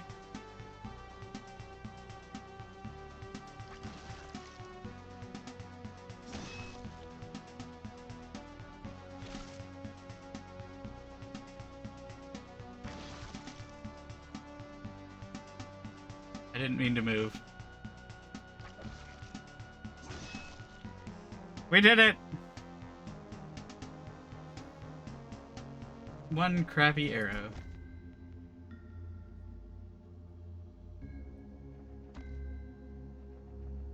Oh, Grimmick leveled up.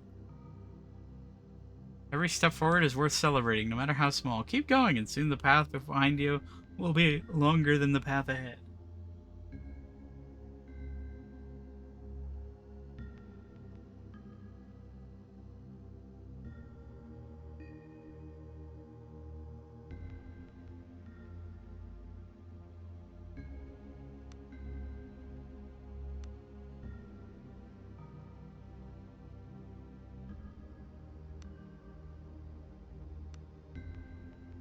Kinda sad that Grimmick can't take two-hander. So he can't be like the actual Grimmick in my D&D campaign. Do axe. Would be nice.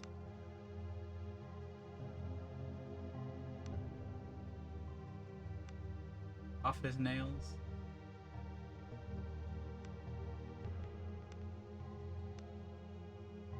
Getting heavy armor mastery would be kind of nice as well. Ranks of Charger.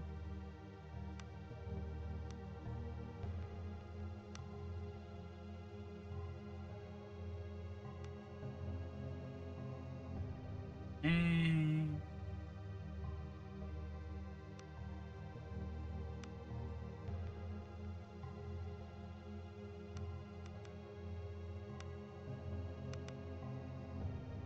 it's forwards.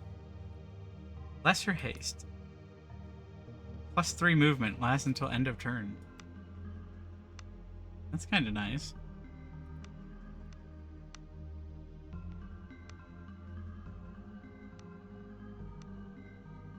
All right, I'll take just one for now.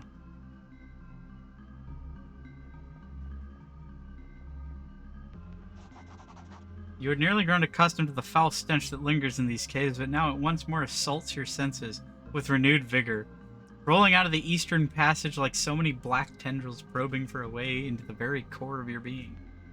Whatever lies ahead must be the center of the rot that permeates this pit.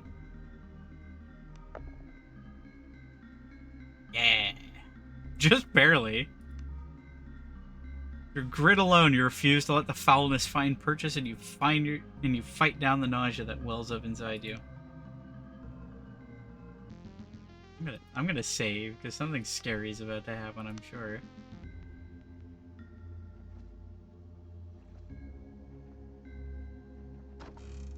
What is that? Noble's Boots of Defense. I like Boots of Defense. That's 1 to dodge. I mean... Are they cursed? They are not cursed. Hunting arrow. You know what? You should use hunting arrow. Yeah. Yeah, I've just been walking on all the sharp rocks and shit. The corpses of the doomed crew of the Zephyr are arranged around the chamber's central column. A pale light shines down from an aperture in the vaulted cave ceiling above, illuminating their bloated features and pale blue skin. Is there a form of artistry in their arrangement? For a brief moment, you almost find it beautiful? The thought comes into your mind unbidden, an interloper. Wow, that was a lot of XP. Stepping between the corpses, you spot a man who you immediately recognize as the Zephyr's first mate. Around his neck, a sturdy chain glimmers, and you carefully fish out a strange octagonal amulet, richly filigreed and with the navigational rosette of the Nautical Guild carved into it. This is no doubt the captain's seal, and is apparently an item that the guild will pay handsomely to have returned to them. As you pocket the amulet, you become aware of movement in the waters around you. Strange stalked eyes regard you as several of the chitinous horrors emerge. No doubt the abominations have come to feed on the flesh of the dead, or the living. Okay, well, I feel like she's got a better chance of it than I do. How did you fail? You've been found wanting. The abominable creatures snap their claws greedily as they advance towards you, no doubt intending to make you part of their gruesome display. Awesome. Alright, well, you... I'd rather you be, like, here.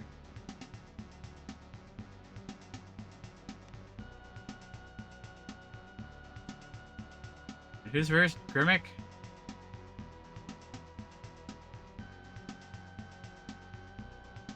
I'll just check things. Select a maneuver. Oh. Smack.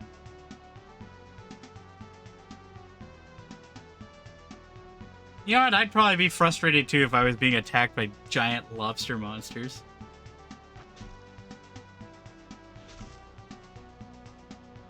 I mean, she's in a better spot than Grimmick, that's for damn sure.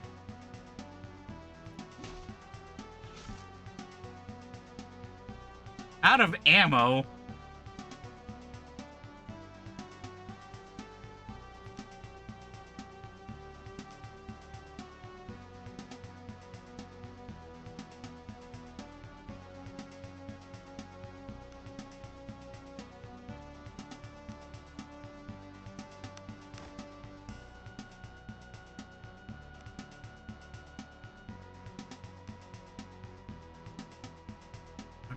Now do this. Ow. Ow. Kill.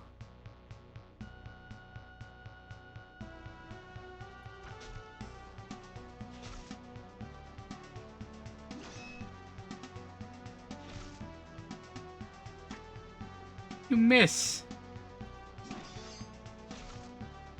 How?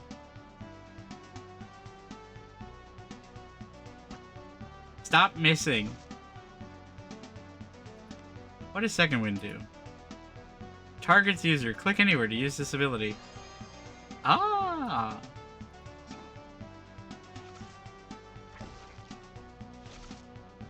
Oh, it's soaking up the piercing damage. Kill.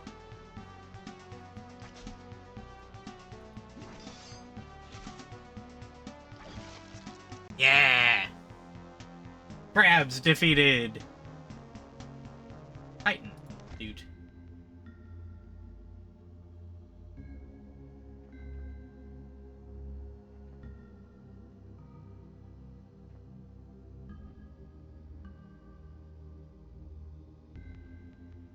Oh. Big piece of chitin taken from the exoskeleton of an unnaturally large creature. As chitin dries, it can be ground into powder, providing a potent alchemical ingredient. Interesting. Save that.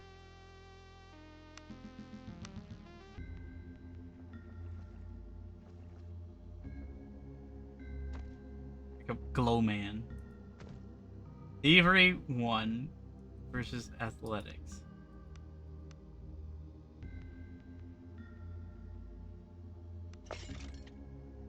Unlocked. Hey.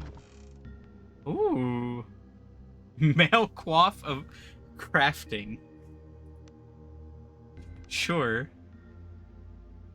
A male quaff of crafting adds +1 to crafting. Just what I've always wanted. Well, a helmet's a helmet.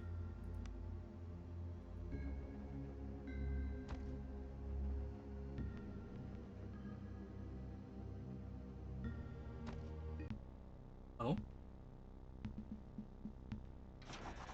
Stepping into the fresh air, you pull a strange octagonal guild seal from your pocket and examine it more closely. The dark metallic surface is covered in intricately carved lines and symbols. It reminds you of a mix between a compass and an astrolabe. Let's roll an 8.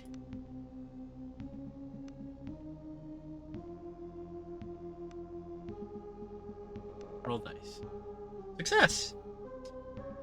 Yay! You have indeed heard about this type of device before. As you understand it, it allows the officers of the nautical guild allows the officers of a nautical guild ship to operate the vessel's complicated navigational instruments. But more than that, it also serves as a device that records the captain's log. No doubt the information stored inside this device is its true value to the nautical guild. The Zephyr was sunk by some unknown horror, and the guild would pay dearly to learn more about such a dire threat to its operations.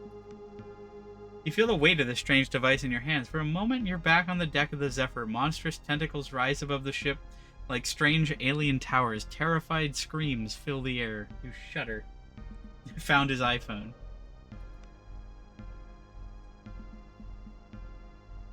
Cat's voice snaps you out of it. If we ever get off this bloody island and back to the mainland, the guild will pay well to have that returned. All I ask is you remember who told you about it.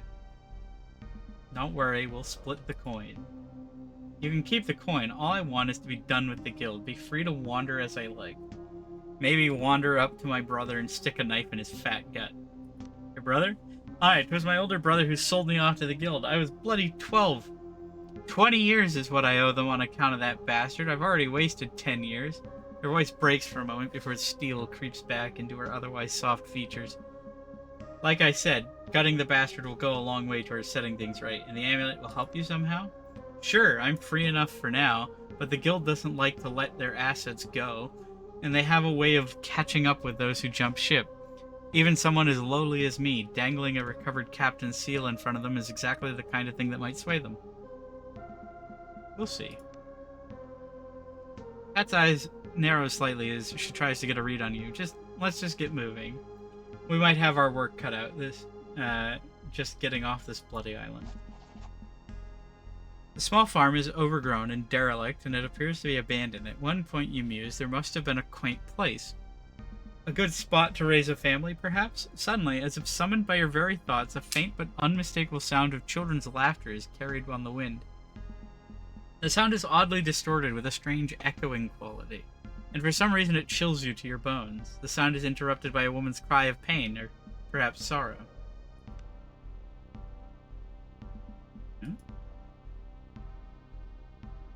Oh? A woman sits on the grass ahead of you with a well looming over her. She is emaciated, ragged, and covered in grime. How long has she been sitting here? Days? Weeks? She rocks back and forth, almost catatonic, then suddenly you hear it again. The clear sound of playful children's laughter rises from the well. The woman wails. The woman rocks slowly back and forth as she stares blankly at the well in front of her. What's happened? It took them, called out to them. I heard it. Funny thing is, I heard it calling with my voice. Oleg and Anya live in the well now. They're calling for me to join them.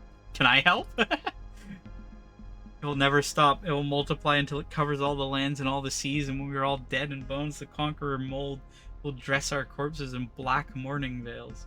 Her voice is flat and monotone, and the strange words almost seem to come from somewhere else. She then lets out a deep sigh. But if I had my children's bones to bury, it would give me some respite. A moment of silence, and then the sickening sound of children's laughter once again rises from the well. Oh, I'm going to take your potatoes if you don't mind, since you seem occupied. Also your carrots.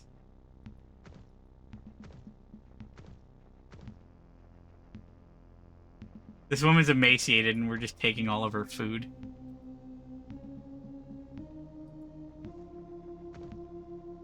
Good thing I have a rope.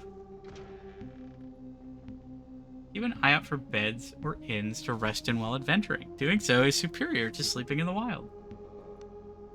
While resting at an inn or in a bed, you have the option to manage your party. This means you can choose what characters get to be part of your main party and who should wait in camp. The fact that he shows up here makes me think that he's gonna come back. I don't think he's dead. Him and his big sword.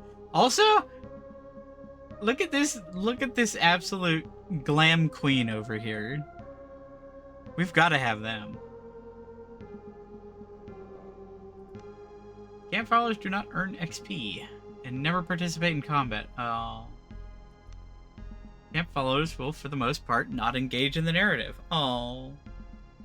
There are a few exceptions to this, however, and there are some cases where even characters outside your main party may chime in during conversations.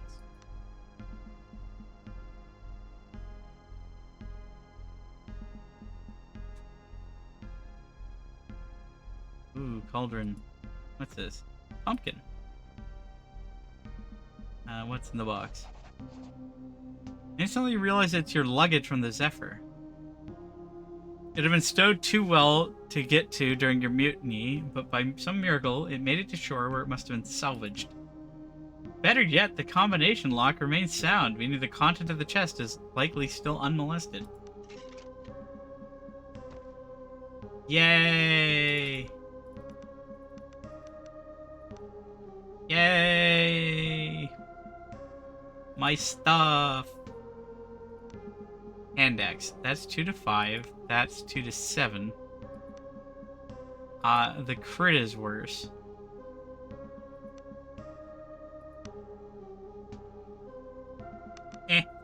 It's a bigger axe.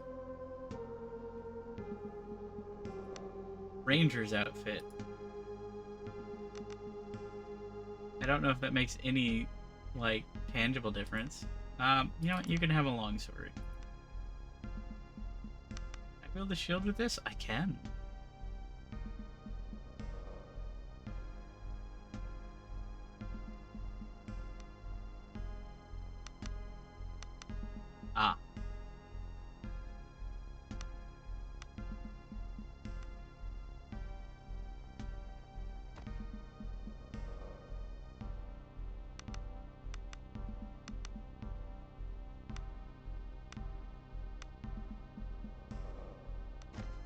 Vegetable soup. Eggs? Eggs and leeks? Onions? Craft. Craft.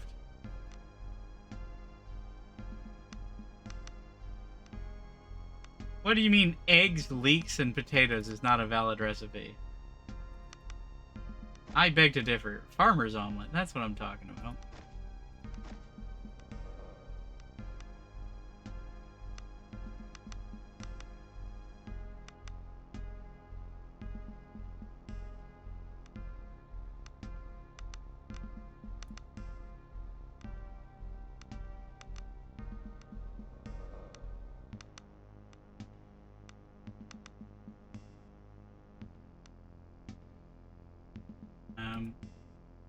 Rest.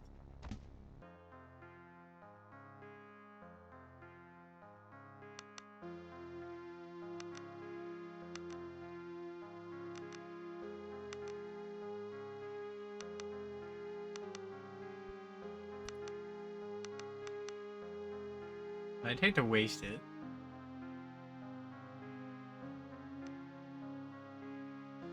Work successfully entertained.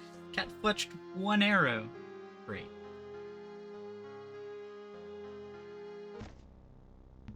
Motivated. I love to be motivated. Right.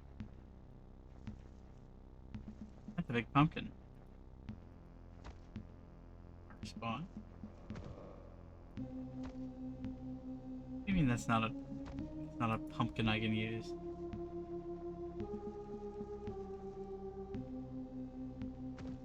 Alright. Let's go, oh, hey, we leveled up. Oh wait, no, we didn't level up. We're just motivated. We're motivated to go in a well and find some dead children. The well seems ordinary enough until you examine it more closely. A thin layer of slimy black mold seems to cling to its walls, and a heavy odor of filth rises from its depths. You could swear you heard something splash in the shallow waters. A ladder has been placed in the well shaft, and you could easily descend if you wanted to. I guess.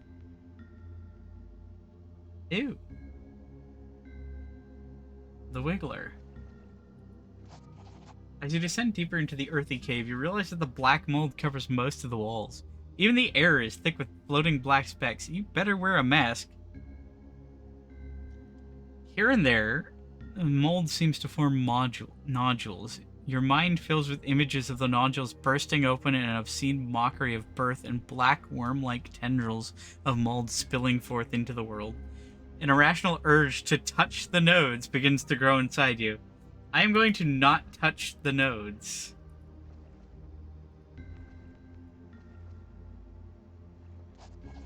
Perhaps it's the thickness of the air or the sickly miasmas that fill this part of the cave, but stars flash before your eyes. Your mind is assaulted with images of alien landscapes. Cities? No, giant living structures. Almost like the coral that the traders from the sea gates sometimes peddle, but large.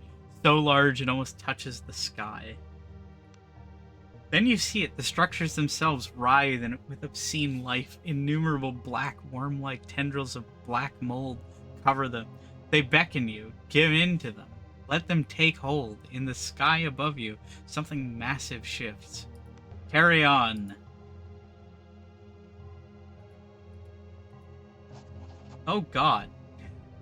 You feel as if you're dragged under and into the crushing blackness to unfathomable depths. Stars flash before your eyes again, and you once more see the impossible landscapes. Cyclopean edifices of writhing black shapes, an age of worms. You understand now, this is not some alien dreamscape. This is Varda. This is home. And you are a high priest, the god regent of a perfect world, and now it is time. The sky sunders, 7 eyes see. It comes, give yourself to it. Eric will automatically succeed. He's like, nah, I'm good.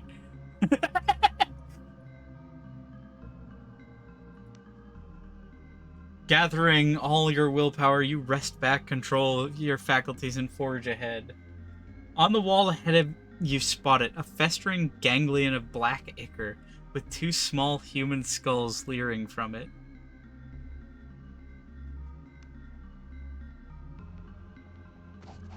The mass of glistening mold pulsates with a grotesque peristaltic motion as you approach it. Embedded in it is a collection of small animal bones. Nonetheless, you have no problems identifying two complete small human skeletons. Pee on a rag and make a mask. Grab the bones. One by one, you pry loose the bones from the writhing of the ganglion. Its motions become more and more agitated as you work, and a wave of relief washes over you as the last piece comes loose. Now you must make your way out of this death trap.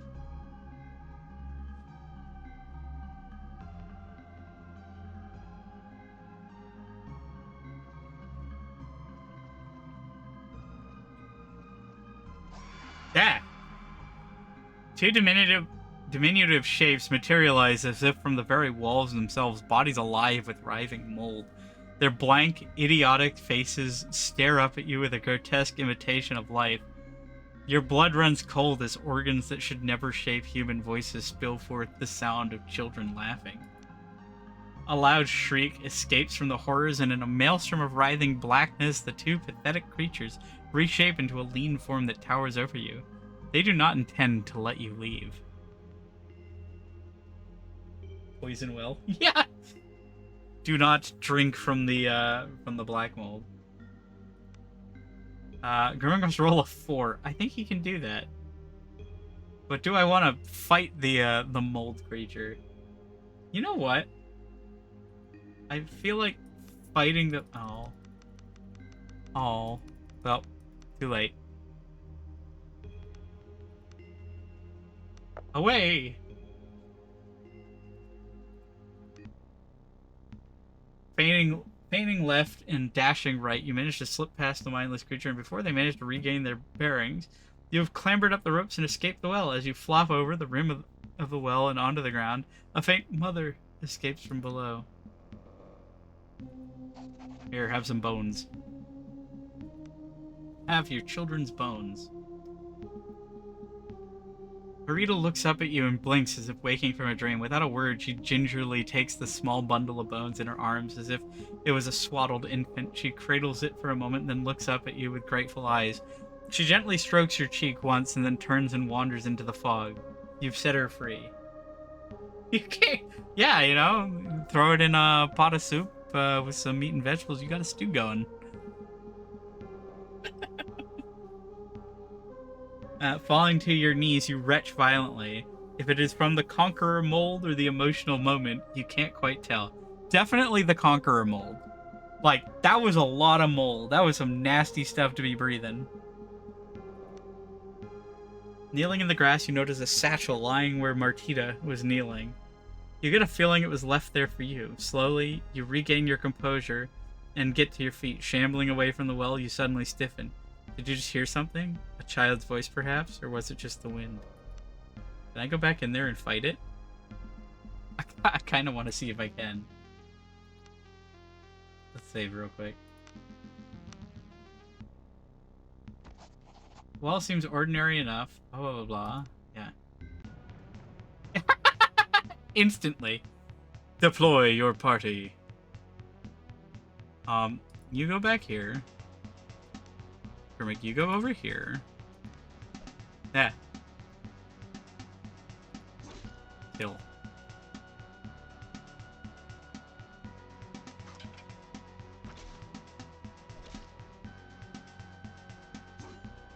Don't you miss? Cannot fire in melee. Well, damn. 10 slashing damage.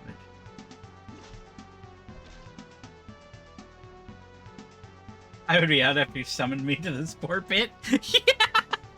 You know what? That's fair. That's fair and valid. Kill. Bloodied.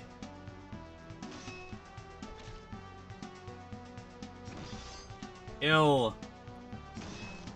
Kill. Hey, that's more XP. Are there any more of them? Hello? Any more mold monsters? I wonder if I were like a wizard, if I could just like fireball the whole damn thing. I am curious how magic's gonna work in this game.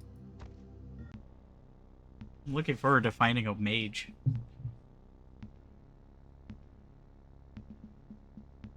Oh hey, she leveled up. Every step forward is worth celebrating, no matter how small. Right. Light weapons.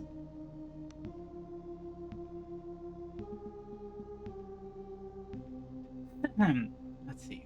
Thievery. One for thievery would be nice.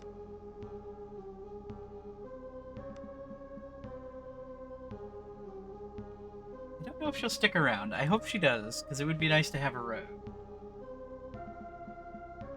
It would be very nice to have a rogue. Let's see. Tradecraft. Backstabber. Backstab initiate. Mobility survivor. Just initiative. Okay, so this is just like your like combat style. Whereas this is like your weapon of choice. Whether you want to go blade or ranged. I definitely think she wants to go ranged. Light weapon accuracy?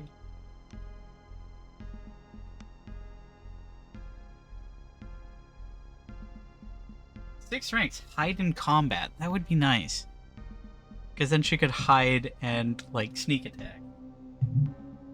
Presumably. Or,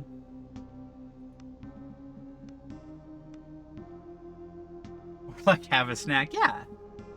The mid-combat snack. I think I'd rather have her focus on getting to increase thievery.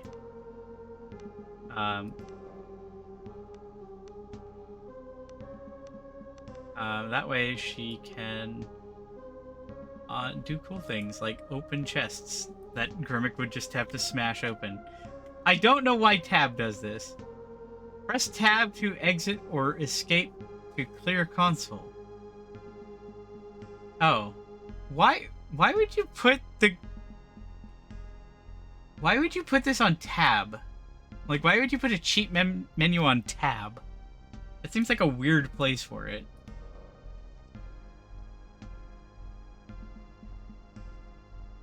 Oh, what's this? Oh. Oh.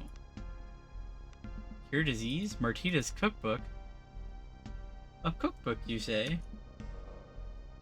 It's people. Potatoes, carrots, and leeks. Great. I'm glad.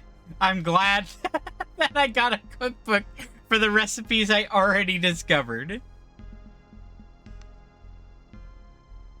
Alright. A modest but well-crafted gold ring.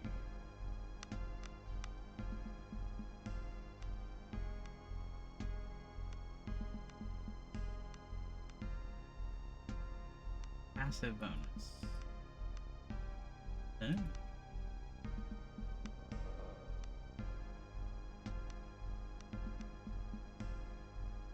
Light wheat.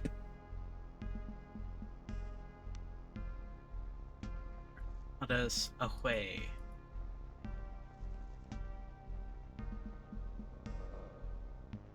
Eek.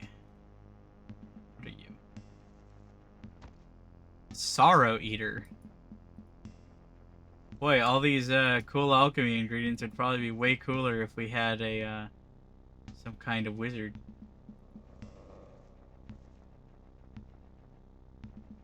What's down here? I spotted something. You sure did.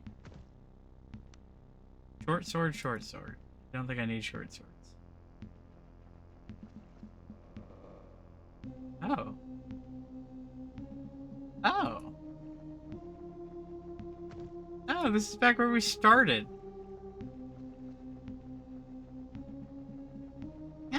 Oh, yeah. If I had just continued ahead, I would have come to that. Ah! Dogs.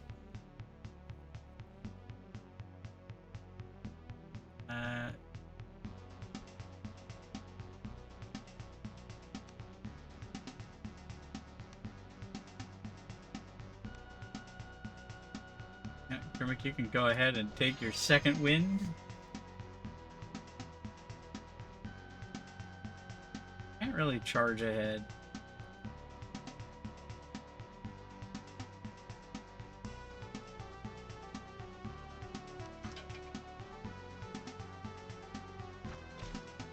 Ow.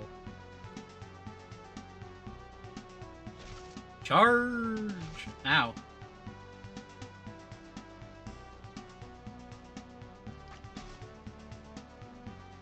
And a flank.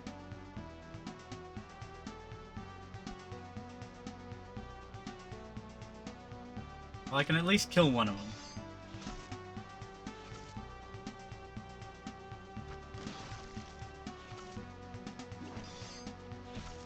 Please stop killing him.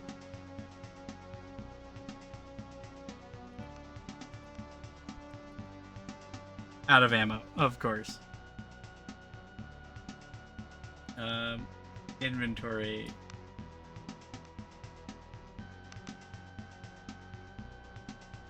Precise strike. Against that one. Aha! Yeah, fuck it up. Alright, fine. Just come over here.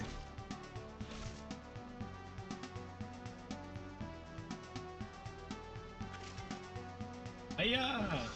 Critical hit. Awesome. Yeah.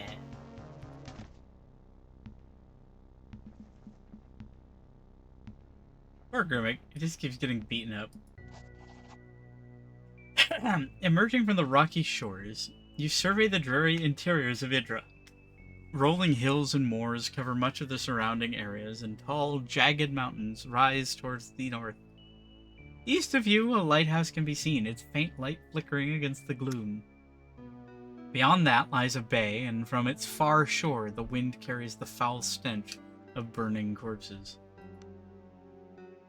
There's something wrong here on this island. You just noticed? What was your first clue? The giant kraken that sank our ship, or perhaps the enormous man-sized, man-eating lobsters? Or maybe the fucking mold children. They don't even have a Costco. You can't even get a good hot dog here. There's something wrong with this island. Really, something really bad. You came here for a reason, right? With mercenaries and all? Had to have been something important. Kat listens intently as you tell her about your quest to find Embla Baron. Girl's lucky enough to have family care for her. So the old man told you she was last seen in Horan, right? Well, I've been to Horan. Landed there on our last run. I could tell something felt off about the place. But nothing like this. Go on.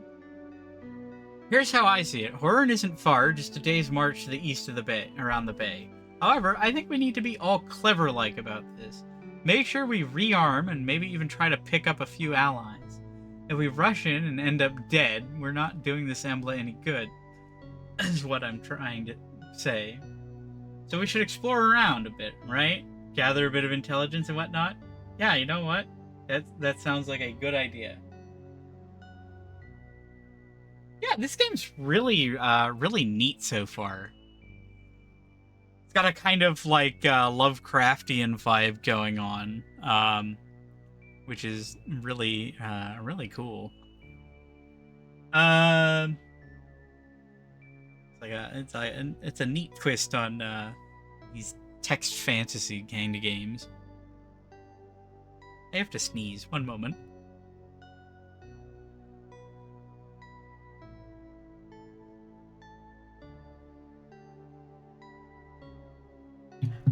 Never mind. Apparently my body just decided, nah, I'm not going to sneeze right now.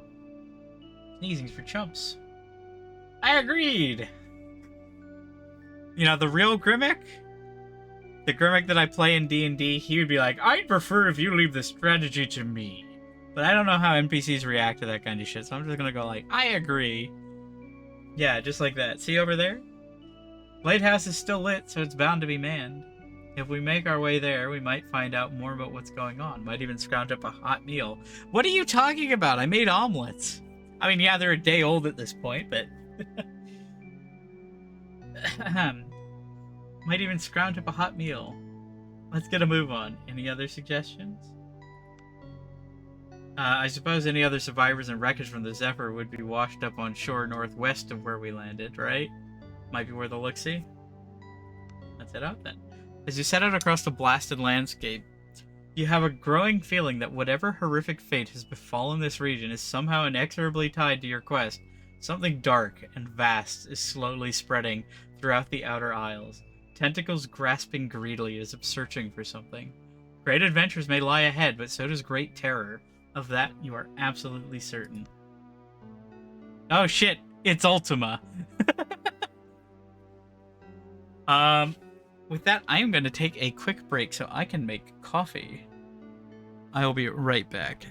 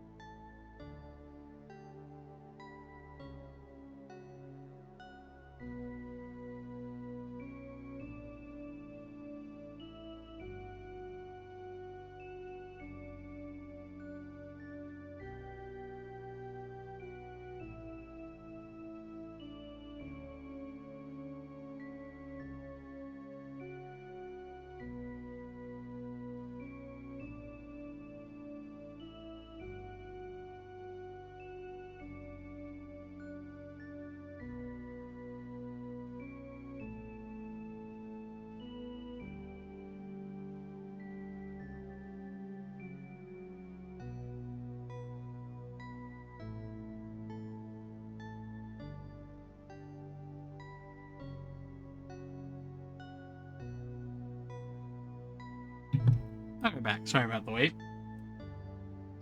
I got a lemon blueberry muffin.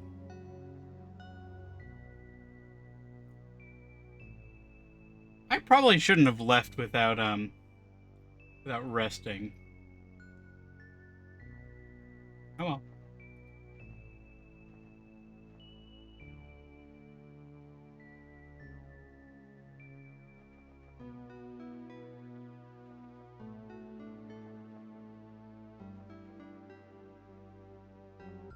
Ah! No bluffing. No bluffing.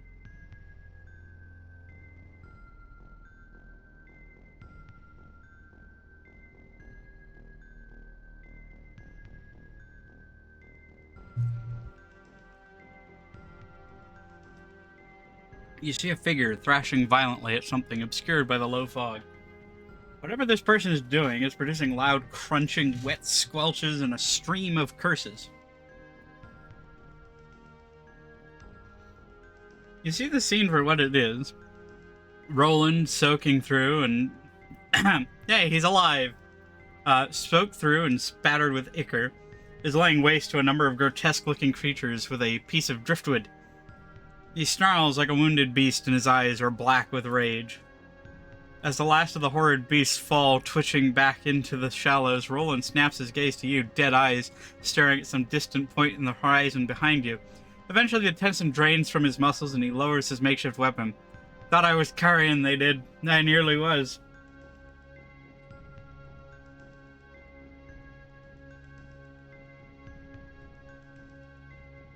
What noises?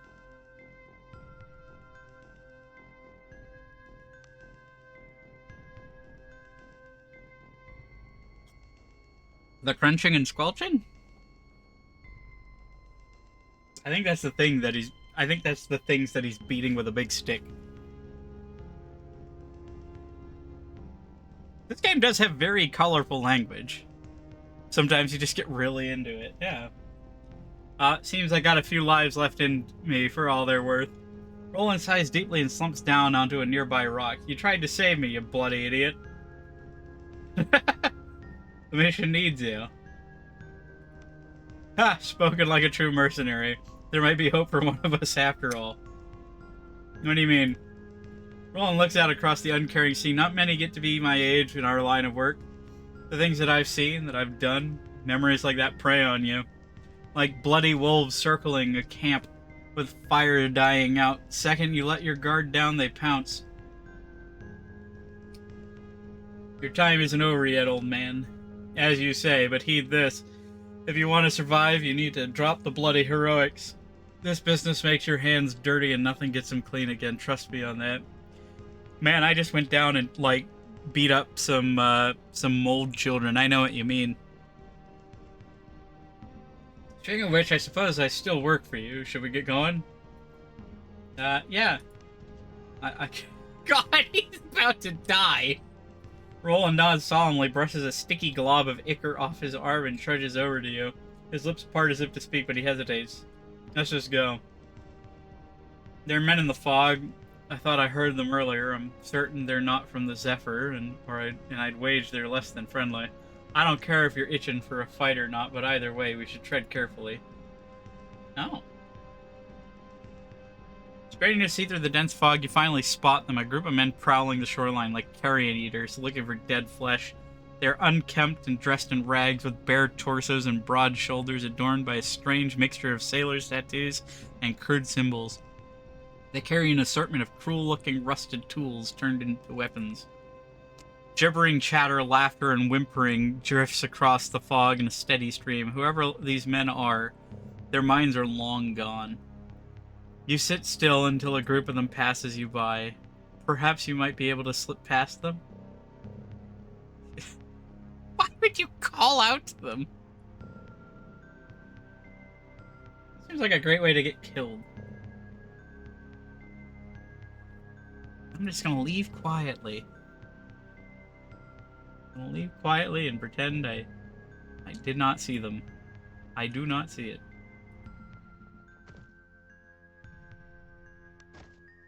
Tonics of Vitality, huh? What do those do? 10 to 25 magical vitality. Yeah, you know what? Chug that, my dude. Consume. I mean, it's not great.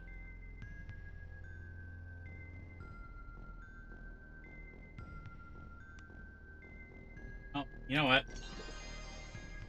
Better to drink that than to die. You got a weapon?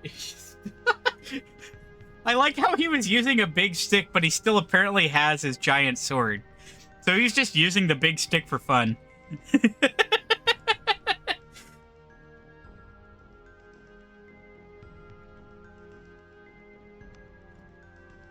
Ah, studded leather, traveler's garb.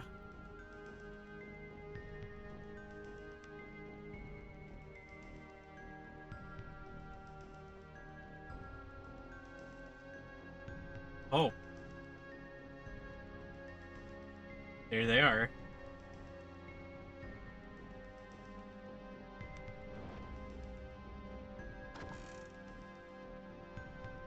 A fine mace.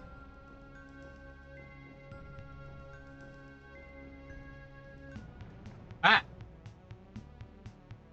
Okay. You can go there. Kermit can go here.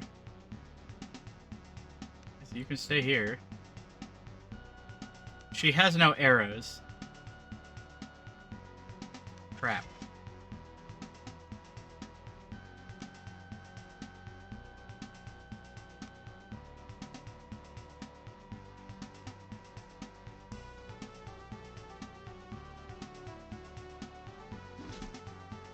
Charge! Charge!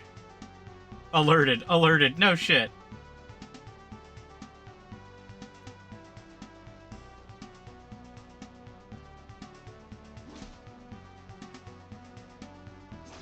Kill.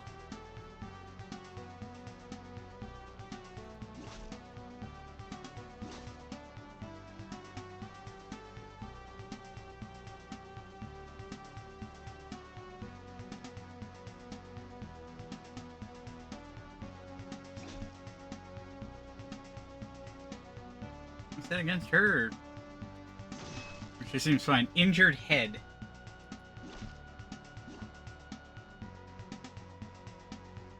Okay, well, she's just gonna wander off that way, it seems. What? That's not what I meant. Second wind, please. Kill.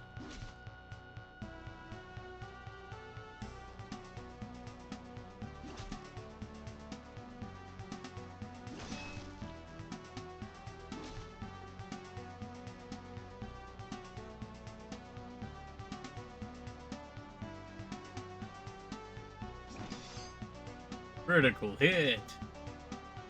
Fuck him up. Wait. There we go. Not bad. A crude warhammer.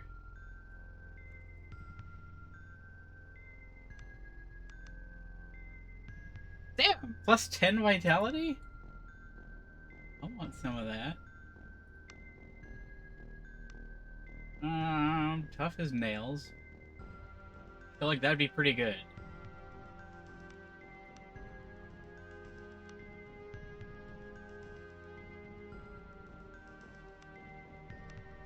Oop.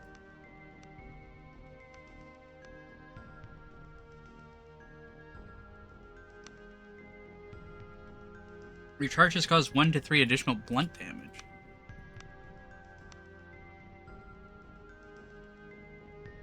Giving roll on charge would be kind of nice.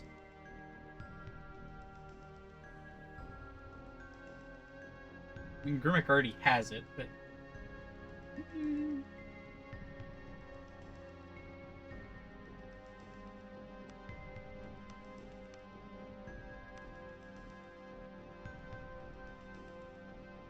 Two-handed initiate.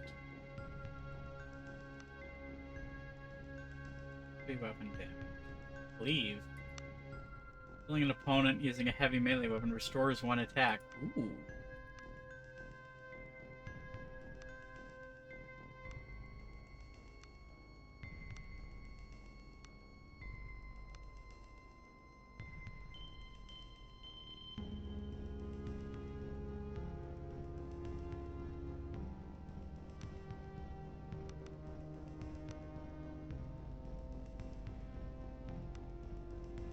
Character must be at least level 5. Oh. Increased toughness. I feel like that'd be good. Increase light armor use? What's this mean? Light armor use. Yeah. Charger. Well, if he's going to be like a berserker, I don't think that he's going to be heavily armored. I think I'd rather have Grimmick in heavy armor. So I think I will give... I think I'll give Roland Charger. Even though Grimmick already has... Well, he's got 1 rank. I can start putting the rest into that. Well, let's see.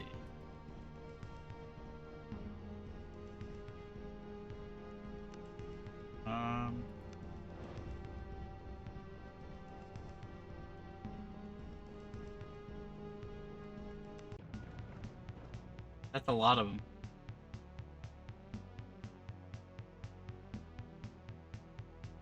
Are we stealthed? I feel like we're not stealthed. We're not stealthed.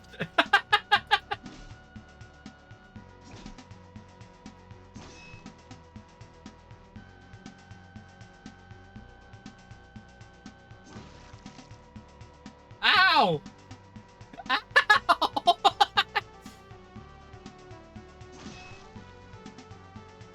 Oh god. Rubik, you gotta heal. You can't be getting your shit kicked like that.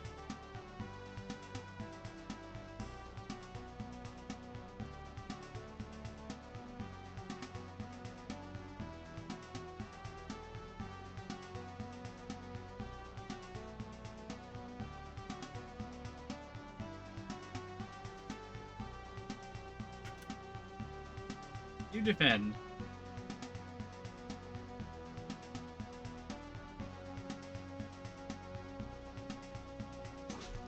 Charge +4. Ew.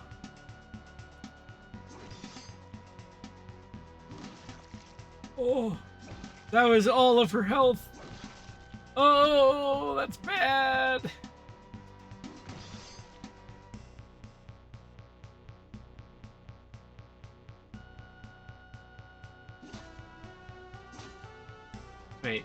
Wait. Where is she? She's down. She got instantly knocked down.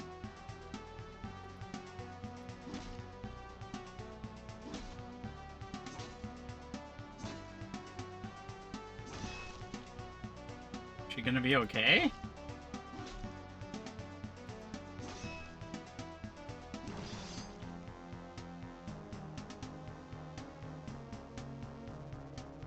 Silk ribbon. Okay, she's fine. I mean, she's not fine, but she's not dead. Oh. Checkered tunic?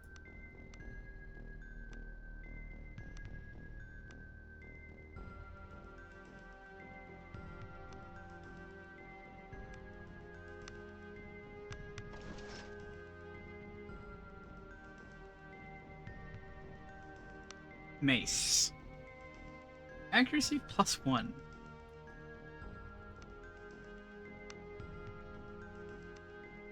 Well, that's dandy.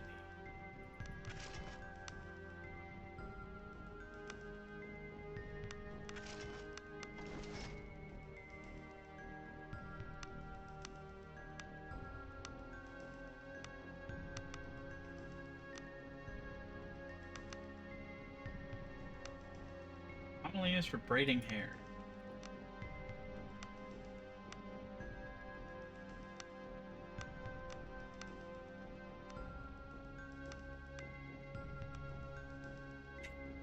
Our party's not looking so hot. Dark Ratio's level 4.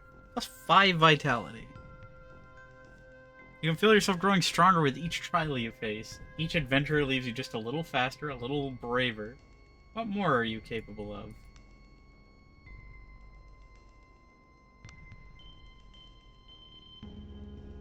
forwards. And your ground. Adds condition. Oh. So I can make it so that he can make everybody on the battlefield have defending.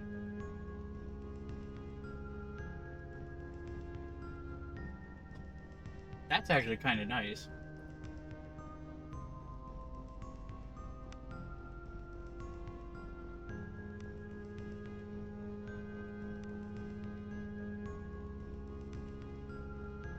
Increased toughness would be good.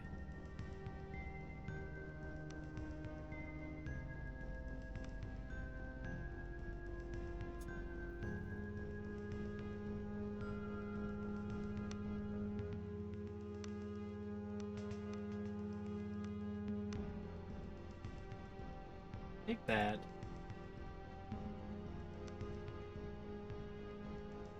What is not today? First time you take wound hit point damage each combat, you automatically regain 12 to 18 vitality points. That's kind of dope.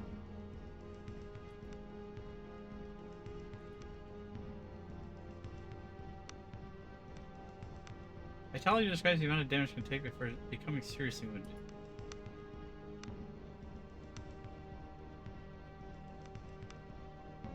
Okay.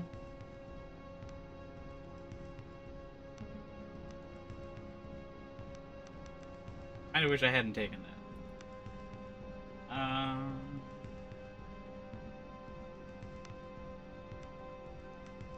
I could use the health.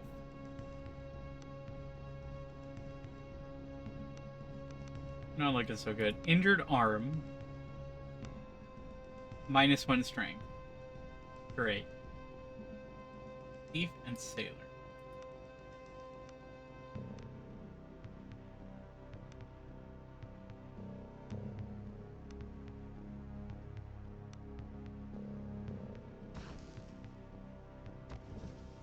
Alright, I think we should make camp.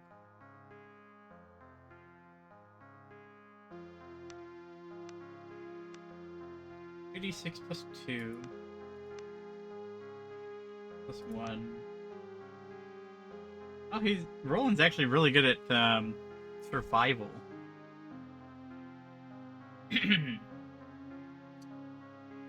Atmos roll 2d6. Fletch. Yeah, that's right. You know what I should do? Hang on.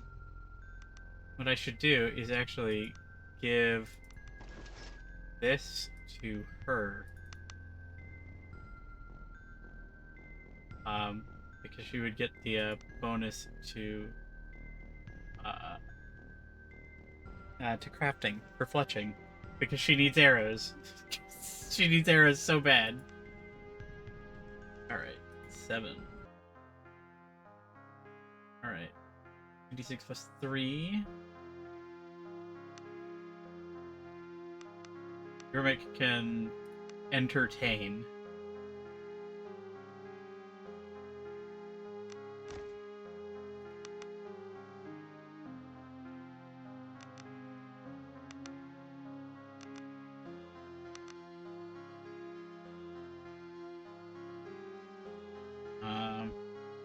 Feels like a waste.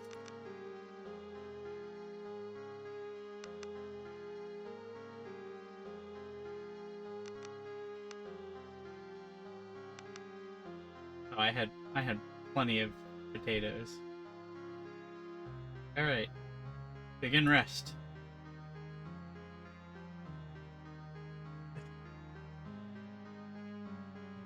Of course, she was too heavily wounded to fletch arrows.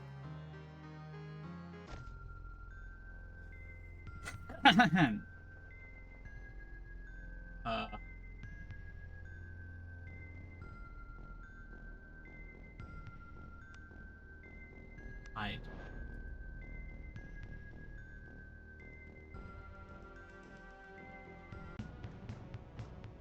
To the last.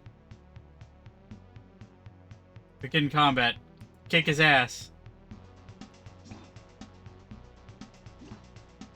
Stop missing.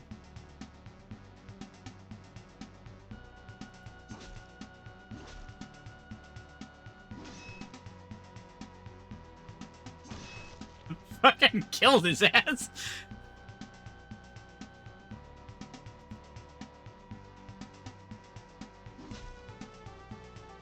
Can't even tell who's who.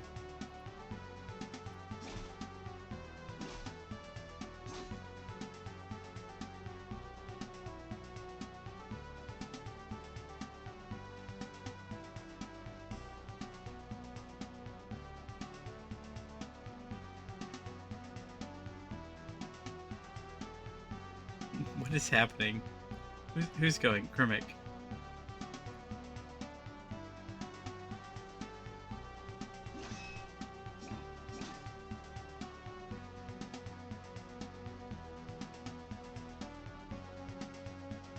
You know what? You just defend.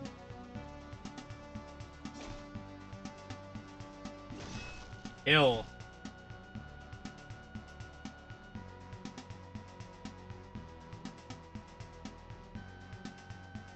You continue to defend.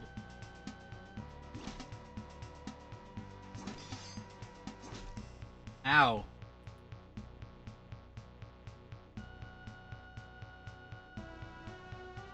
Defend. Krimic, you can second wind. Wow, that was a really bad second wind.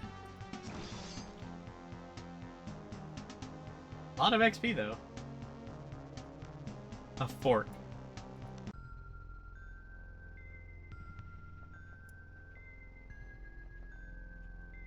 Dang it. Okay, well, I think I've cleared this place.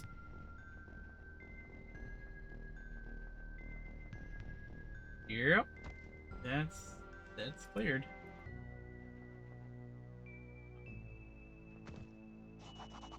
An ancient lighthouse rises steeply from the bluffs ahead of you. The beacon is still lit, though it flickers weakly.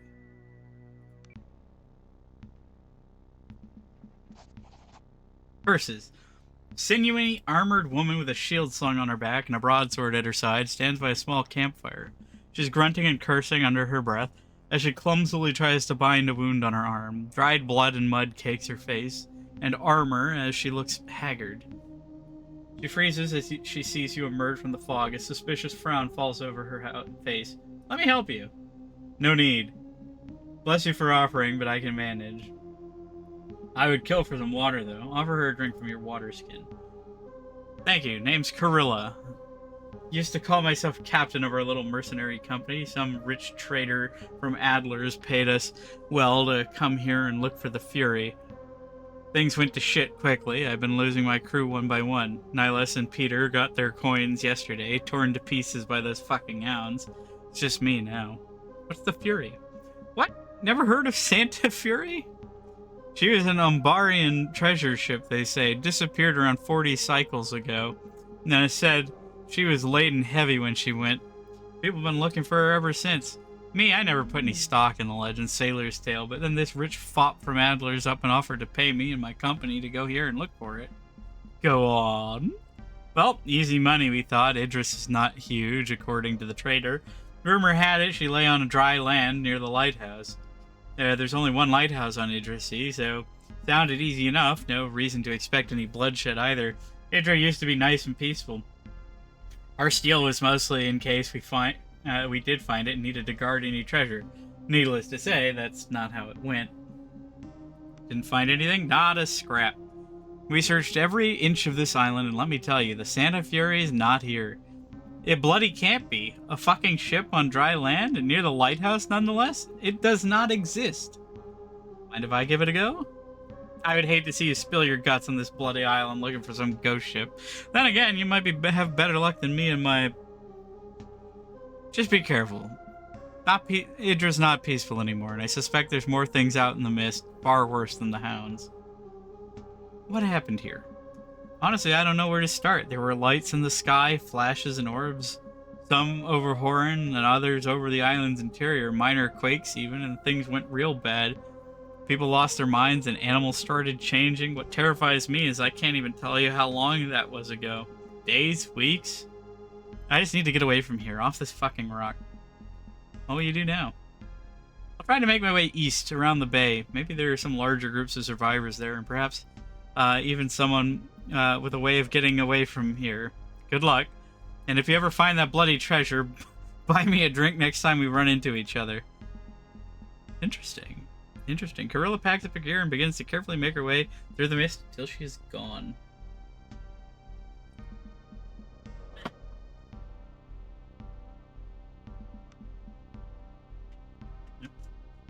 So annoying.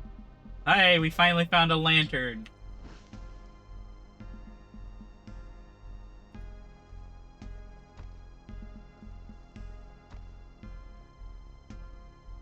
Who are you? Hiding along the cliffs is a lone surviving member of the Zephyr crew. Dead Emperors, they killed them all, stabbed old Nino right in the throat. We need to find somewhere to hide. Great. I spotted something. Umbarian wine. Oysters.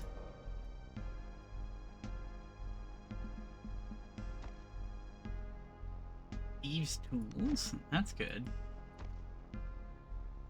Oh,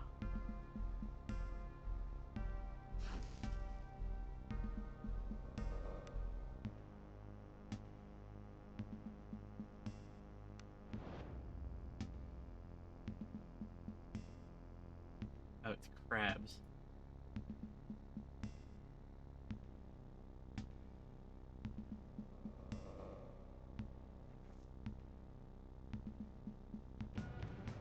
Blood will flow. Okay, well, I mean, it can't be that bad if they're that far away.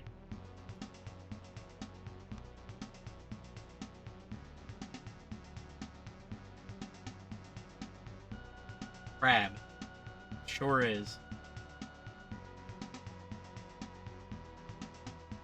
Grimmick, you heal. I don't know why I have to click somewhere to activate that ability. It seems a little silly. A little redundant.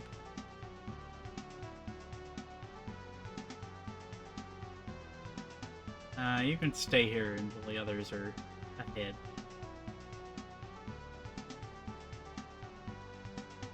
What do you get? Okay. Kill! Killed the shit out of that thing. Kill!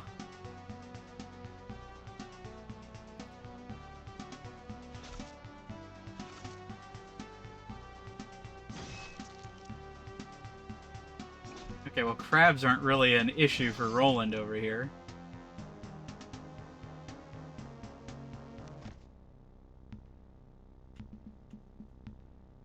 I kind of want to disable that thing.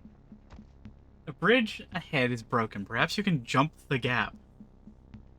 I mean, Grimmick can certainly jump the gap.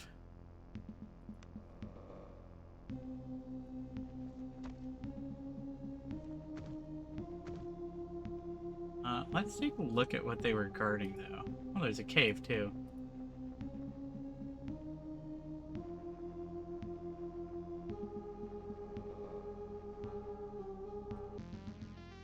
Go ahead and save.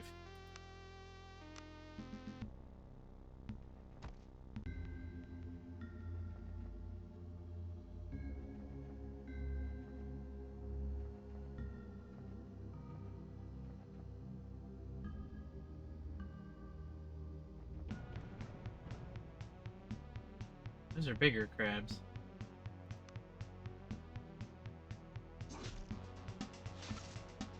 They're soaking.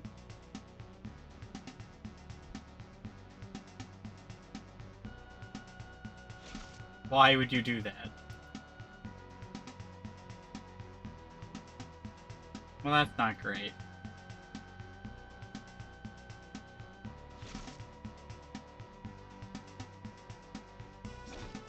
Kill.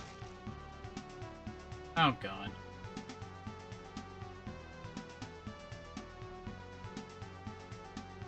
Spider crab.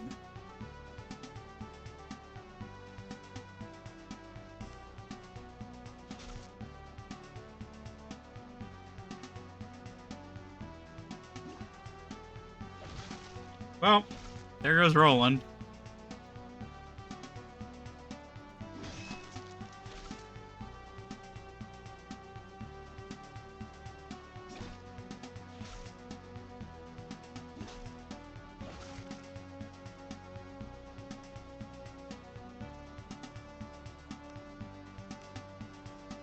Heal.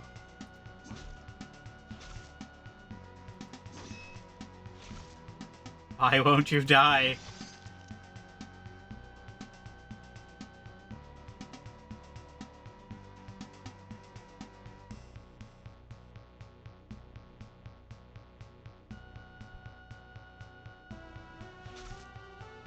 How?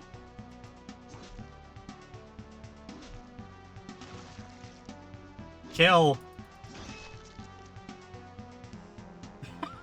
Victory, but at what cost?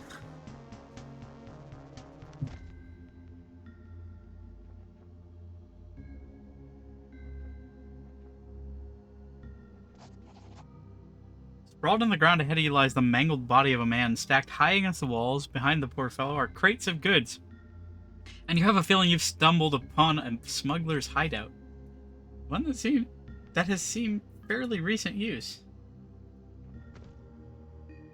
Potion of acid immunity. Ah, smuggler's journal. Lantern. Thievery 1 versus difficulty 18.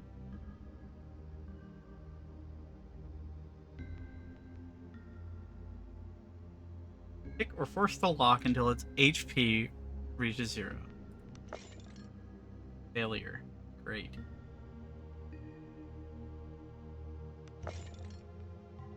Failure. She's not gonna beat that. Alright, well.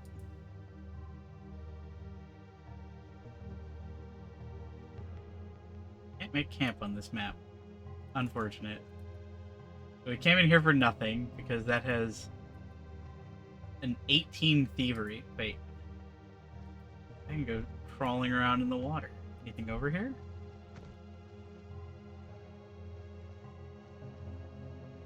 Anything at all? Anything? Secret? Secret? Secret?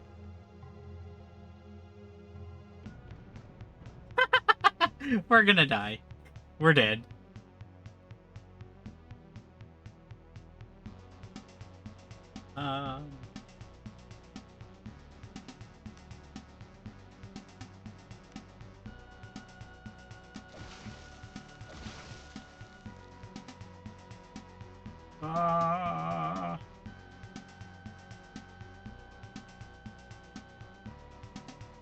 Wait, did they have a ranged attack? Did they already take somebody out? Yeah, they fucking already took out Grimmick. Awesome. Can we just run away?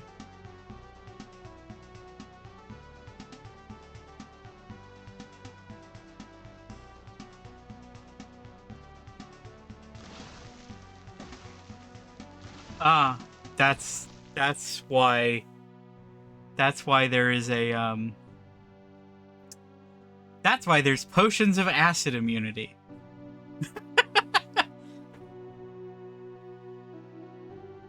Let's see, how long have I been streaming? 5 hours already? I guess 4 hours of this game. Let's load another save. What was my last save? I mean, there's no reason for me to go in there right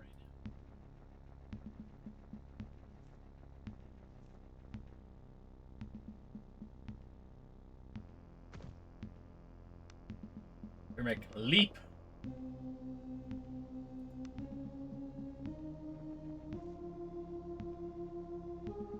This egg. Morel. Carrot.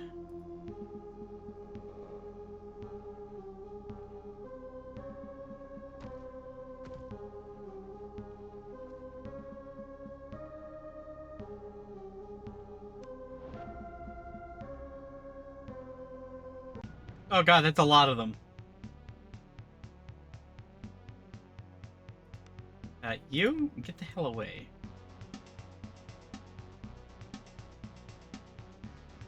I mean, none of this is good, but...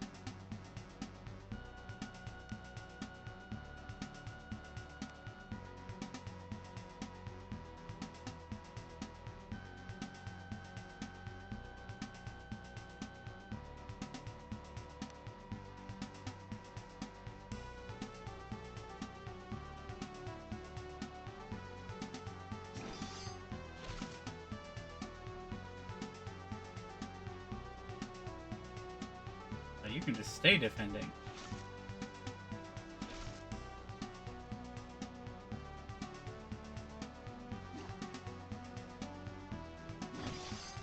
Why you gotta miss?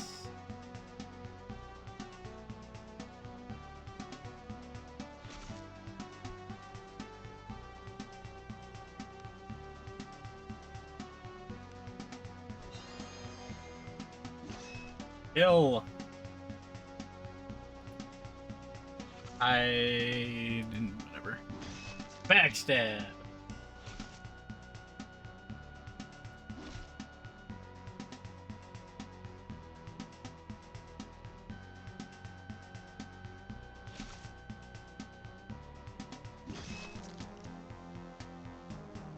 Inspiring kill. Inspired.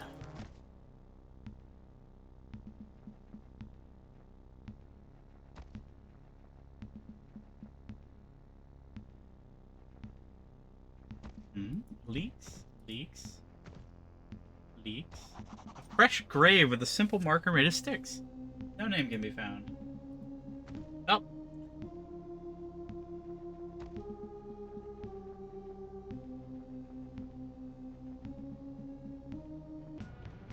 Oh. Uh-oh.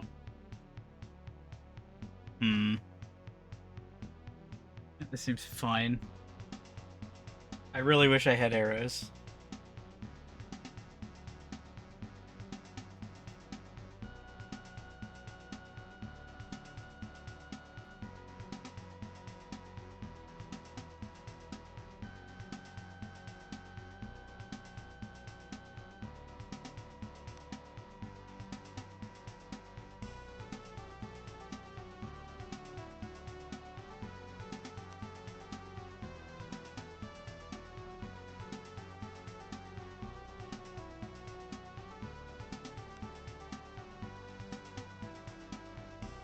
What the hell is that? That thing looks scary.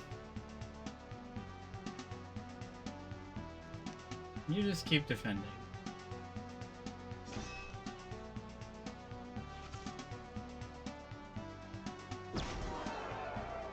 What?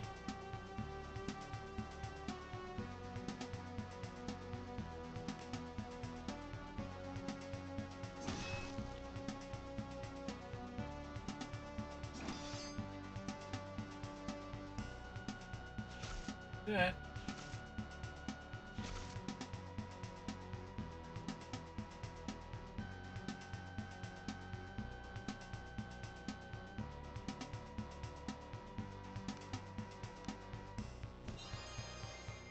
That's more like it.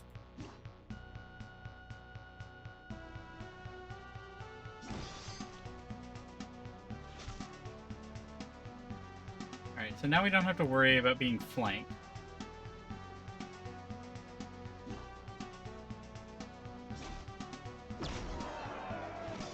Stop scaring me.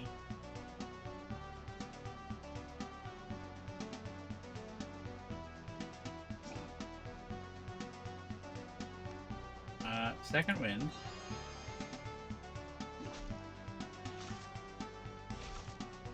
Oh, that hurt. Backstab. Front stab. Roland, you can't be doing that. I just swapped a Grimmick. No. Okay, well, you can just stab him anyway. Loot? You can feel yourself growing stronger. Alright.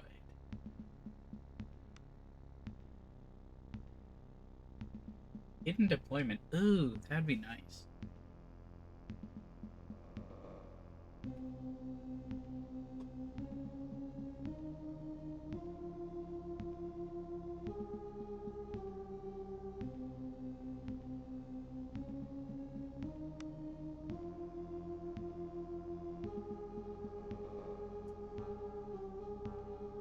Increased backstab damage, increased stealth, increased movement.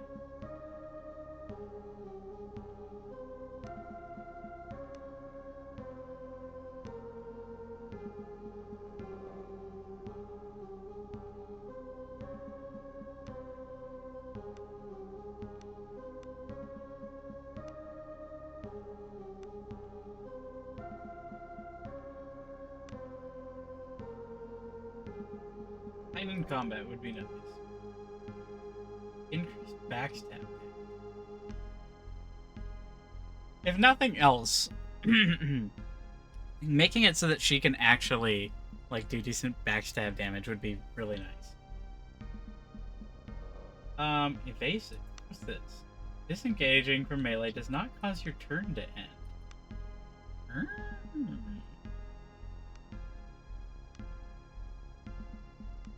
You know what? We can...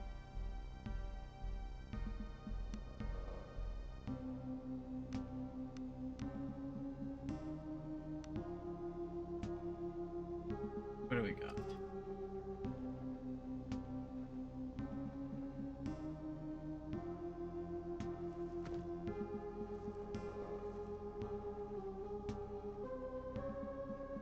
Oh, there's caves.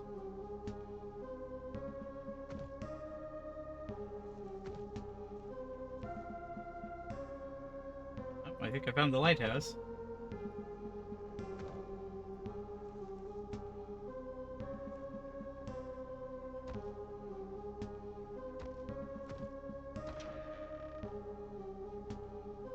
Hello? Anybody home?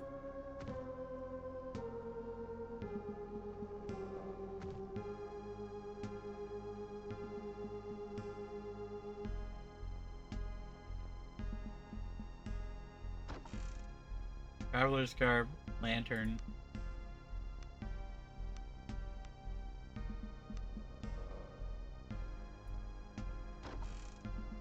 Salted fish. I already have that.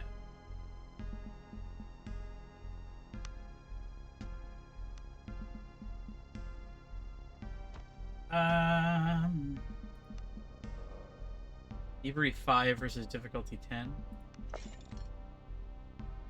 Really? Unlock.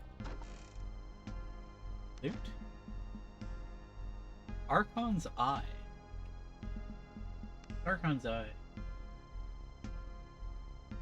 Archon's Eye. A common gemstone. Eh.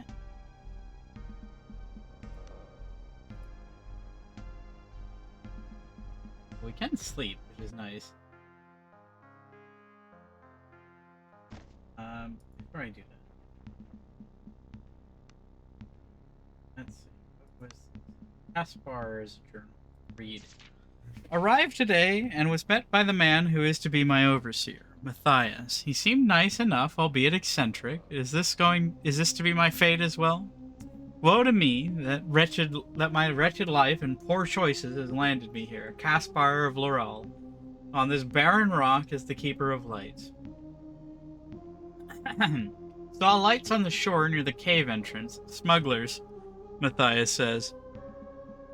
Smugglers, Matthias say. He insists we leave them alone, and I am forced to abide. Though my mind wanders often to that cave and what may lie within. I cannot take it anymore. That old bastard is driving me mad. He spies on me and gives me strange looks, and I'm sure he goes through my things. I went for a walk to clear my head, and I ended up by the entrance to the sea cave. Something is calling me there. I hear it even in my sleep. About a week before your arrival in Idra, dreams driving me mad, always it calls me to the caves, to the darker, deeper dark that lies beneath where no man has tread for eons. The looking stone and the ancient sleepers, the blade calls me. I can take no more. The blade. Interesting.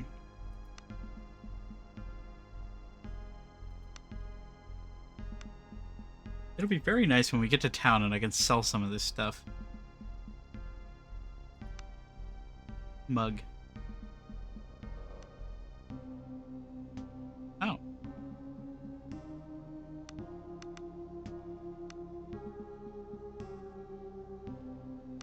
Well, you have 6 GP. I mean, money's money. What's this? Hanging on the wall, you see a dramatic but not particularly artful painting of a ship with torn sails caught in a terrible storm. Your mind wanders to the Zephyr and its grisly fate, and you shudder. Leaning in, you notice there is a name painted on the side of the ship, the Santa Fury. Could this be it? Is this what the rumor that the Santa Fury could be found near the lighthouse on Idra meant? Examine the painting even closer. Examining the painting more carefully reveals nothing, not until you turn it over. Written in faint lettering on the lower left corner of the painting's backside, you can clearly make out a poem of sorts. From the center of the three, the Santa Fury made her flight, setting out to hide her booty, all within the lighthouse's sight. From the center of the three, Santa Fury made her flight, setting out to hide her booty, all within the lighthouse light. 2 leagues south began her trip, 5 east the captain cried. 4 more north our valiant ship, our plunder we shall hide. So 2 south, 5 east, 4 north. Land ahoy went up the roar. We lay our treasure there. Into the rising sun 3 more, then dig and have no fear. You hastily take down the poem in your journal. Excitement washes over you as you realize that you may in fact be on the trail of something more than an old sailor's tale. If you can make sense of the poem, that is. Well, I think I can. Why are you gonna go through the door that way? It's the same door. Like if I can look at if I were able to look at the map, I think I could make make sense of that.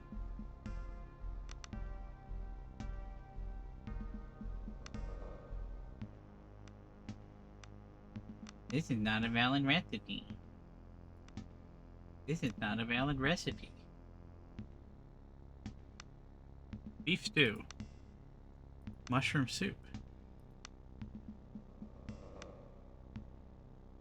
Baked potato. Farmer's omelet.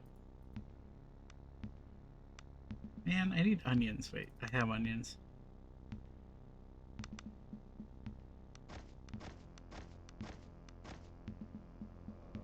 Baked potato. Oh.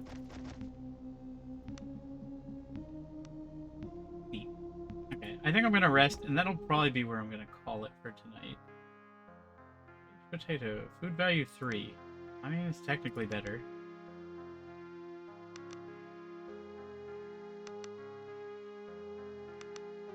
There you go. 2 omelets and 2 baked potatoes.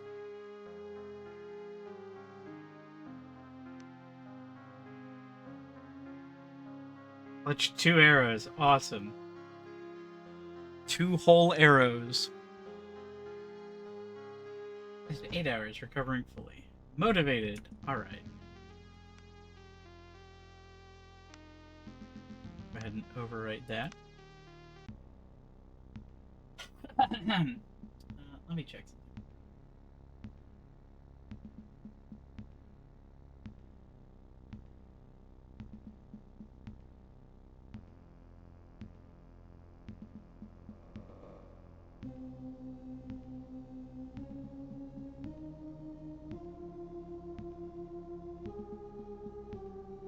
But yeah, I think that's gonna be it for me for tonight.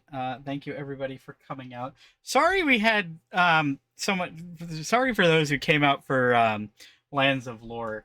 I want to go ahead and rebind those controls and try and get that working, because I do want to give it a fairer shake.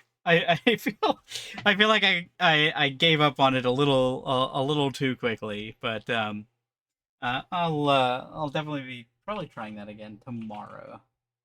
But yeah, thank you everybody for coming out, and I hope you had fun and have a good night.